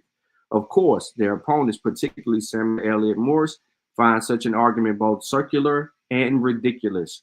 So, ladies and gentlemen, just like these conversations we're having, there are other people on the scholastic level in another country that are having circular arguments in another manner about some fucking secret, supposedly. Ultimately, Morrison feels Cortsair's thesis requires the Portuguese to maintain their secrets apparently for the sake of secrecy alone and often against their own best interests. But they chronicalized everything, and those chronicled articles were saved and leaked, and we know what the fuck their intentions were. Anyway, highly rightly argues that the Portuguese government's pseudo policy of secrecy needs to make sense of the benefits of the national interest. If Portugal already knew about the Americas before 1492, why did Jael II abdicate virtually all of that new land to Spain in a treaty of Tordesillas? Another argument repeatedly brought to the bear against the existence of such a policy secrecy is the well-documented and sustained participation of substantial number of foreigners in Portugal's overseas explorations. Martin Beham of Germany, Christopher Columbus, Janelle are simply the best known of the host foreigners who served in Portugal's overseas ventures. So many foreigners involved in Portugal's overseas enterprise, it would have been impossible to keep important discoveries a secret. Details of Portugal jealously guarded African trade leaked out with amazing rapidity. Yeah, you right there. Just look, Furthermore, little attempt was made to keep secret of Bartholomew Diaz's discovery of the Cape of Good Hope in 1487, Vasco da Gama's voyage of India in 1497. Why did the Portuguese let these important discoveries become public knowledge if they had such an effect policy of secrecy? Not surprisingly, outside of Portugal, these theses of policy of secrecy and its accompanying suppression of information about various discoveries, most notably the pre-Columbian discovery of America, has found little support among historians. Now, before we go, well, now they do have this legend. And I know y'all looking at the screen right now like, what the hell is that? The white god legend. This group of Native American myths purportedly describe the vague memories of pre-Columbian visitors from the old world. Most of these legends supposedly relate to people from the ancient Mediterranean or Western European cultures. Some adherents of pre-Columbian contact between the old world and the Americas claim the same legends actually refer to visitors from Africa or China. So you go through and you look at the little culture and you have them claiming to be, yep, white Jesus, being this, that, and the third. But no, that was just motherfuckers coming over here with that bullshit and teaching them. But yeah, the Skeptic Encyclopedia of Pseudoscience 2-volume set, I did email it out to a bunch of people, but again, if Teddy, if you'll hit up Chavis, he can send you the book if I don't upload it, download it again and then upload it. Yeah, send that to me. It'll go from there. But yeah, this book killed. Listen, this book killed all the claims. Aliens, all kinds of shit. Paranormal. Hold on. Let me go back up. Let me give y'all an example of what this shit gets into.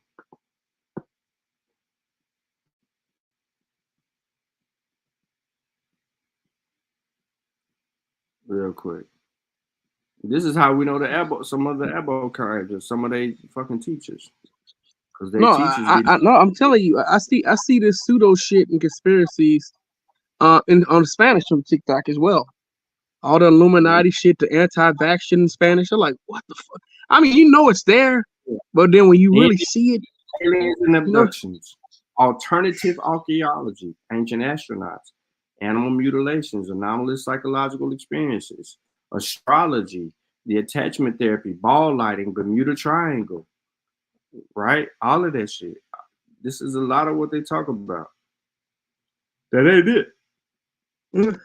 Yeah, like all this. It don't surprise me that the Portuguese did all this pseudo shit. I mean, this is global shit.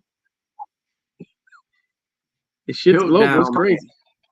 The Piltdown Man is in this book. Witchcraft and Magic is in this book. Polygraphy and lie detection. When Corey told us on a pseudo killer show, he ain't pseudo killer no more, but when he was a pseudo killer, he told us that he could read body language. That was pseudo. Let me get into all of that. Alternative medicine versus scientific medicine. Atlantis. Who talks about Atlantis in their book and their arguments, ladies and gentlemen? Dan Calloway. Which and who else? Is he alone in it, or is it others? No, he's not. No, he's not. He said it's another guy by the name of Top Cats. Top Cats do that shit too. Cure Mail too. Cure Mail too. Yep. Old World Florida. Yep. Come on, man. Like on some. Hold on, let me get to it. Yeah, A1. Come on, man. We ain't making nothing up. When we tell y'all what we tell y'all, we know for a reason. Yeah, it's a big part of their. Atlantis is a big part of their doctrine. It's a big part of it. Yeah, it is. All right, when it load up, I'm gonna show y'all. I'm gonna get right on into this. Atlantis, for whatever reason, according to them, it keeps moving in different locations. Come on, man. I'm moving too fast, so I gotta let my screen load. You know what's sad about all this shit, though, too? Huh? Go ahead. No, you good. You keep talking. No, I was just saying though. What's sad about all this too? So we got full-grown adults. Like we heard about Atlantis in school. We knew that it was fiction in school. We were in grade school, elementary. We knew that Atlantis was fiction in elementary. And we have people who are 50, 30, 40, 50, 60 years old running around saying Atlantis is a real place. A white coworker of mine, I had to check him. He was telling me that Atlantis was found in the Sahel. I said, no, Atlantis is a fictional story, bro. Who said that? He believes all these crazy ass YouTube channels.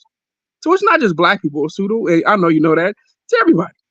We got people from all over the world who are nuts. Just believe in anything just because it's on the internet. I mean, it just doesn't make any sense. I don't know why people just fall in love with bullshit information. Like it's like that shit that can be easily debunked. You run with it. It just doesn't make any sense to me. That's why I don't understand how anybody can be an Abel, because your whole information is garbage. It's like nothing good that you should be able to grab out of there to think that, yeah, this is at least plausible. There's nothing plausible about anything dealing with the Abels. Yeah, so the search for the lost continent, right? You can deal with Bottom Cats, because it's in his book. And I think it may be in one of them other Dane books. But it's all right here. It's all right here. You can get directly into it. You can kill all of them. Bottom One, Bottom Cats, Delusional One. You know what I'm saying? You get into all of that. Beat them up. Get them right here. Get them right there, man. And just deal with it the way it needs to be dealt with. I think is now that it's because it's a belief system. It's a situation where faith is involved in it. The spiritual, this whole vibration conversation that they love to have, energy conversation that they love to have. That is, it's just something that now has become just like Christianity or any other religions. You know what I'm saying? So, I mean, for me to bring information to the table for them is not worth it for me. But I try to do it often, but I just told myself, you know what? You can't argue with somebody's belief. If a nigga believe that he's a woman, he ain't gonna be able to change that. You know what I'm saying? Until he wants to change it. You know what I mean? So I don't know. It's just a crazy time for our community. I never saw it coming to this, to being at this degree, that so many people would be subjected or so naive to fall for this, for this bullshit. I mean, this pseudoism is ridiculous. I mean, it's at an all-time high in our community. Facts. Facts, man. But yeah, man, it's so people be asking questions. So I went directly to this for a reason. Is it possible that Plato made up Atlantis? Many people who search for a real Atlantis argue that Plato couldn't have made up that Atlantis story because it contains too many realistic details. However, but Plato lived both an exciting and dangerous life. He grew up during the golden age of Athens, one of the most amazing times in history, when the arts flourished in a way that was barely been equaled since.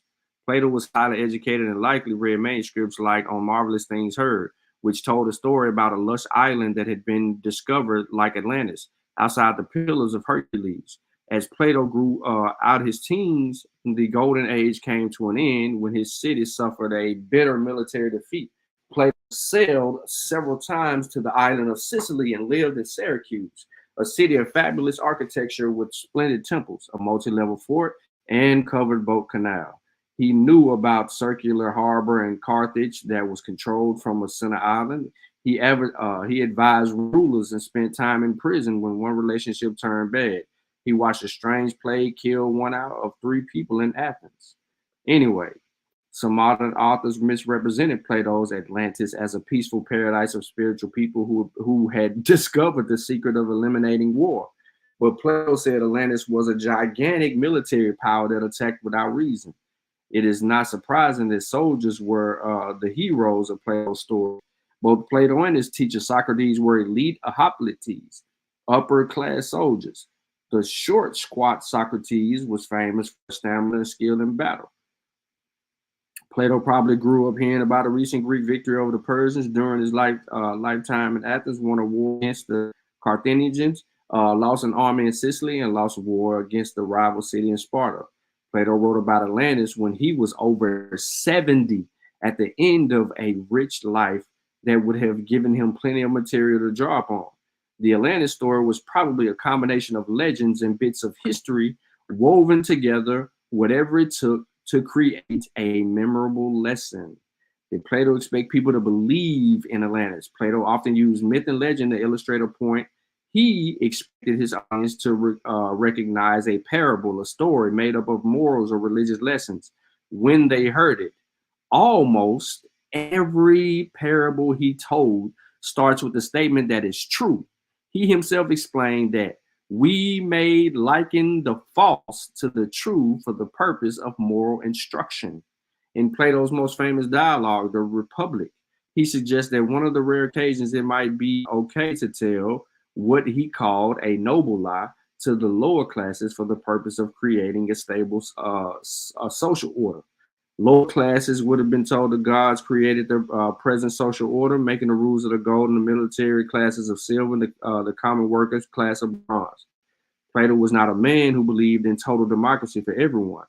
He himself was an upper class, and he also might have been suspicious of democracy because his dear friend and teacher Socrates was condemned to death by a democratically elected committee of citizens. To his credit, he felt that people of merit could rise above the class they were born into. We just keep going, you know what I'm saying?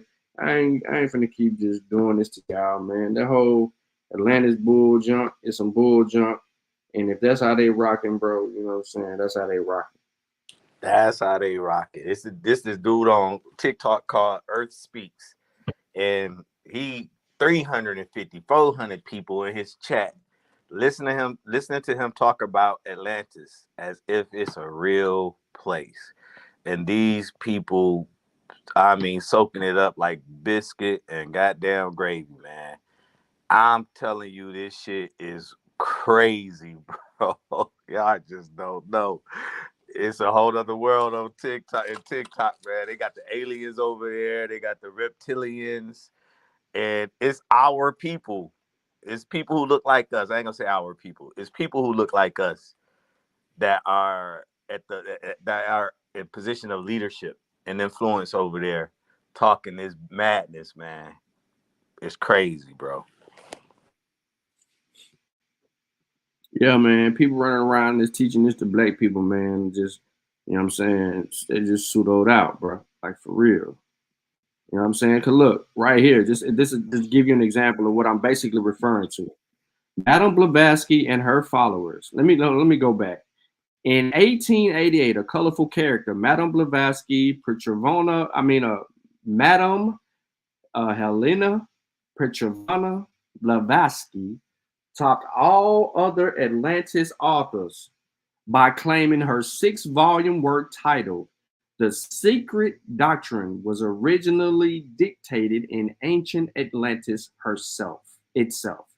Madame Blavatsky and her followers didn't believe that human beings evolved from lower primates. She claimed creatures became increasingly more human by evolving through 5 stages that she called the 5 root races. Her ideas reflected the strong racial prejudice of her day, which considered non-Europeans inferior. Listen to me, ladies and gentlemen.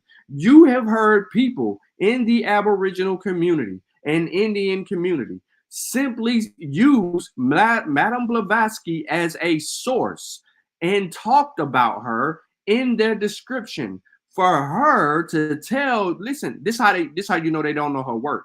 She said that non-Europeans were inferior. The first root race was a purely spiritual creature. Next came a slightly more solid jellyfish-like race. Stage 3 was an ape-like, egg-laying, Lemurian from a lost continent in the Pacific. They had animal-like snouts and 2 eyes on the side of their heads and 1 eye in the back. They lived during the time of the dinosaurs. Being stupid, they mated with animals, producing the great apes. Oops, Blavatsky didn't know there were no apes during the time of dinosaurs. However, enlightened being from Venus civilized the Lemurians, and about 70 million years ago, they had become quite human. Root race 4 included Atlanteans and the dark-skinned human racial groups. Jewish people were halfway between root race and 4 and last stage root race number 5. This most advanced group was, of course, Blavatsky's own group, the European whites or Aryans.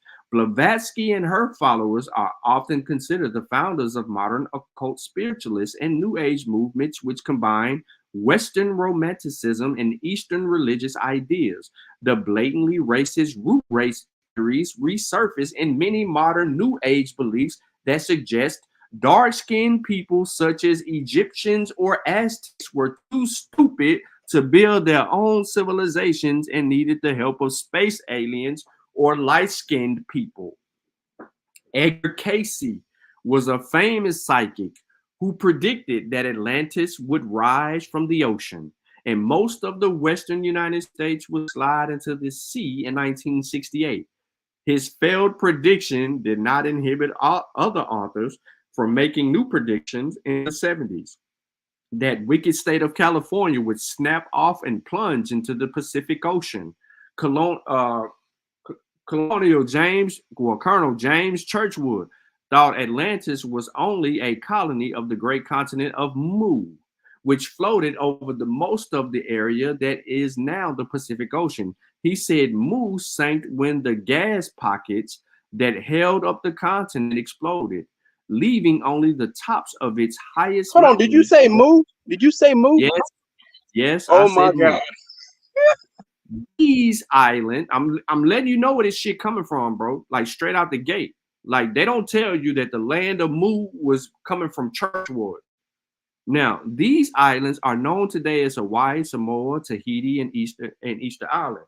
When Mu sank, massive worldwide earthquakes caused all civilizations to collapse into savagery. Churchwood, come on, bro. That's sick. That's some crazy shit, man. Man, this is devastating. Their whole doctrine is in this goddamn book. Their whole fucking doctrine. Well, I think it was Cass who said it. Behind every black pseudo is a white pseudo. You know, there's a white pseudo. Yep. Yeah, that way. It's always been that way. Recycle some old bullshit. The white that's already been debunked in the white community. Sad, bro. It's sad to watch this ridiculous nonsense be parroted all over again like it's something new. But most folks will watch this. I don't know Abos are watching this shit and they're gonna come back and watch this shit. They're gonna watch this show, and they're not gonna debunk it. They're just gonna call you an agent. Betty watches the show though. That's why she got mad. That's why she said all what of she them said. do, Sean. All of them do. Yeah, if he coming on the platform, I'm leaving. Whatever shit dumbass heifer said, we know you leaving. Fat lying ass, sloppy ass, running around here trying to deny your Africanism. You look every bit of African. Woo, you see that West African nose she got? Woo, bro. I don't even want to talk about it, bro. And then that's why she said she was, you know what I'm saying, she was leaving because of that fact. That's crazy, bro. That's crazy. And she spread shit like this. But now when you see them using Blavatsky, we've heard A2 retarded one specifically bring up Blavatsky, and I think he did that shit in a debate.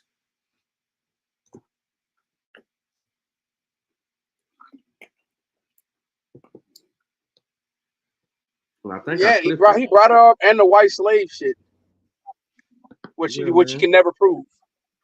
A whole another set of bullshit. Yeah. And there were millions and millions of white slaves. Where's the proof? I mean, it's just a bunch of garbage, man. But we know where you get that from. We know that white folks, white supremacists in America, ran with they ran with the whole white Irish, the white Irish slaves, right, narrative, right? Which, but when you look it up, they were only indentured servants. But it's still a white supremacist talking point that's never been proven. That's over and over and over again. And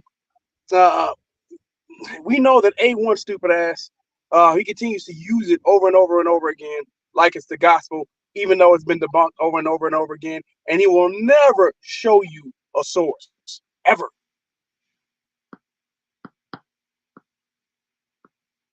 Nah, you ain't getting no source about him, bro.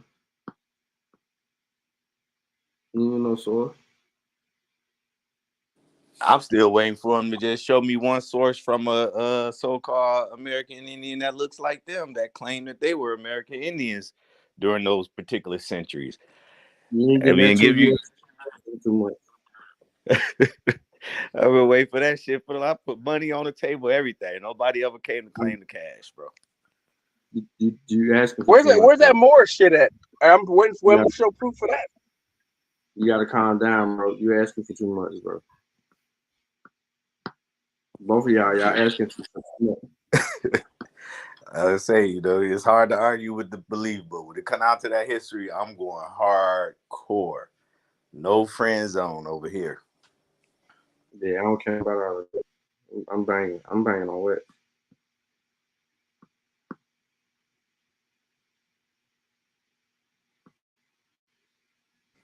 Well, it's been good. Great show, Sean, man. I got to get busy, man. I'll get at y'all fellas later. Appreciate it. Appreciate it, Sean, man. Yeah, great show, Sean. Appreciate it, man. You know what I'm saying? We're going to continue to bang on these dudes. Everybody on TikTok now, you got to be on there because that's where the craziness is going down. It's insane. TikTok is the loony bin of this nonsense, man. It's when you go and you get swamped with it immediately. That's the sad part. It's just it's way over the top and way out of control, and nobody knows what they're talking. That cannot be proven. Nothing they state can be proven. But everybody is right according to them. They're all right. When my grandma said, I said, okay, but your grandmama lied. If your grandmama told you that, she lied on you. She lied to you. That part gets them, they get upset with that, but it's the truth. If your grandma fully because your grandmama lied. Your grandmama lied on you. Your big mama lied. She did. She told you some bullshit. She was lying to you. She wasn't telling you the truth. Big mama. Sometimes big mamas lie, sometimes too. But your big mama lied on you. She lied to you. She didn't give you no facts. So y'all gotta stop. Stop with the bullshit. You ain't indigenous and shit. You indigenous shit. Your genetics are indigenous to West and Central Africa though. We could prove that. But you can't prove what you're saying. You guys just want to go with what they're saying. Same dudes who said that he can't prove that there's nobody that can prove that emphatically that they are that they're not indigenous. And then I try to come back on the panel and prove it, but they wouldn't let me back on. Of course, they ain't gonna let you prove it. They know you will. That's the point. So they can't allow you on there to debunk their nonsense. They can't allow you to do that. So they gotta block you. They gotta block you from that from being able to show proof. You know, it's crap, man. But yeah, man, I'm gonna cut on the topic, man. I appreciate everybody tapping in, man. The real information is over here on Not a C. Where you just at. So man, yeah, we're gonna keep on Johnny Blocker. We're gonna bang on them all day long. You know what I mean? If you missed the show earlier, catch the replay. I know it's a lot of information in here. Break it up, man. You know what I'm saying? For those of you on TikTok, if there was some information in this show that you want to use for TikTok, make sure you get that shit up, man. I don't know if the Mossy got a TikTok page, but if you do, just add us or tag us so that we can see that. Well, Ben or one of them, whoever got access, can see it. We can share it, and we keep that information circulating. So I want to appreciate everybody for tagging. I didn't see my son. I saw Kofi Pie side. But I didn't see Mossy. I said maybe you guys do. I gotta look and see if you guys do. But I I don't don't, see I don't Coach know if we do or not. I ain't even asked, and we probably do, but I ain't even did nothing. But yeah, if we do, we do. I'll probably get access to it. But yeah, I might come back later on this evening, man, for some more smoke. And I'm talking about nothing but an open panel. So if anybody, you know, if y'all in the streets arguing, you know what I'm saying, bring your argument live. We kind of deal with that real stuff on the share screen side, and we're gonna do it like G's. Peace out to everybody out there. Appreciate you, Kelly, and Old Dog for coming on. Y'all have a good one. You too, fam. Peace.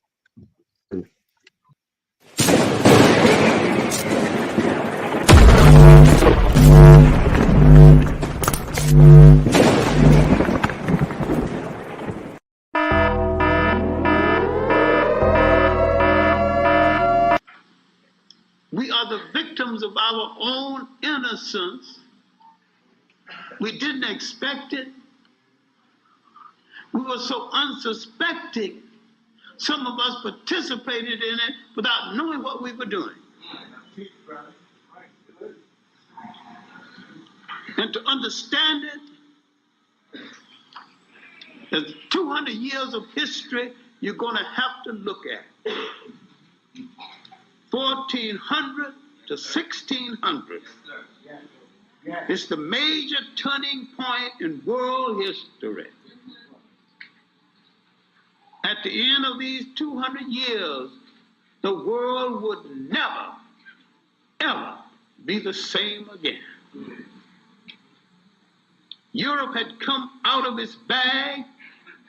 It had rescued itself at our expense. It had learned longitude and latitude again. Had learned how to handle ships. They had, in their search for Asia and the spices and the sweets of Asia, they had discovered Africa en route, the greater prize. We are the victims of our own innocence. We didn't expect it. We were so unsuspecting. Some of us participated in it without knowing what we were doing.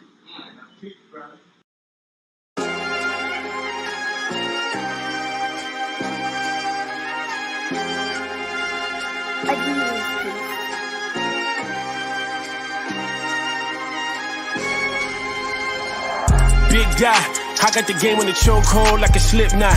Too much ambition, I got too much drive. I'm probably due for a pitch stop. Black guy, repping the team, repping the squad like a mascot. Yeah, I'm the one, you know that I got it, but I still speak for the have-nots. Big guy, I got the game on the chokehold like a slip knot. Too much ambition, I got too much drive. I'm probably due for a pitch stop. Black guy, repping the team, repping the squad like a mascot.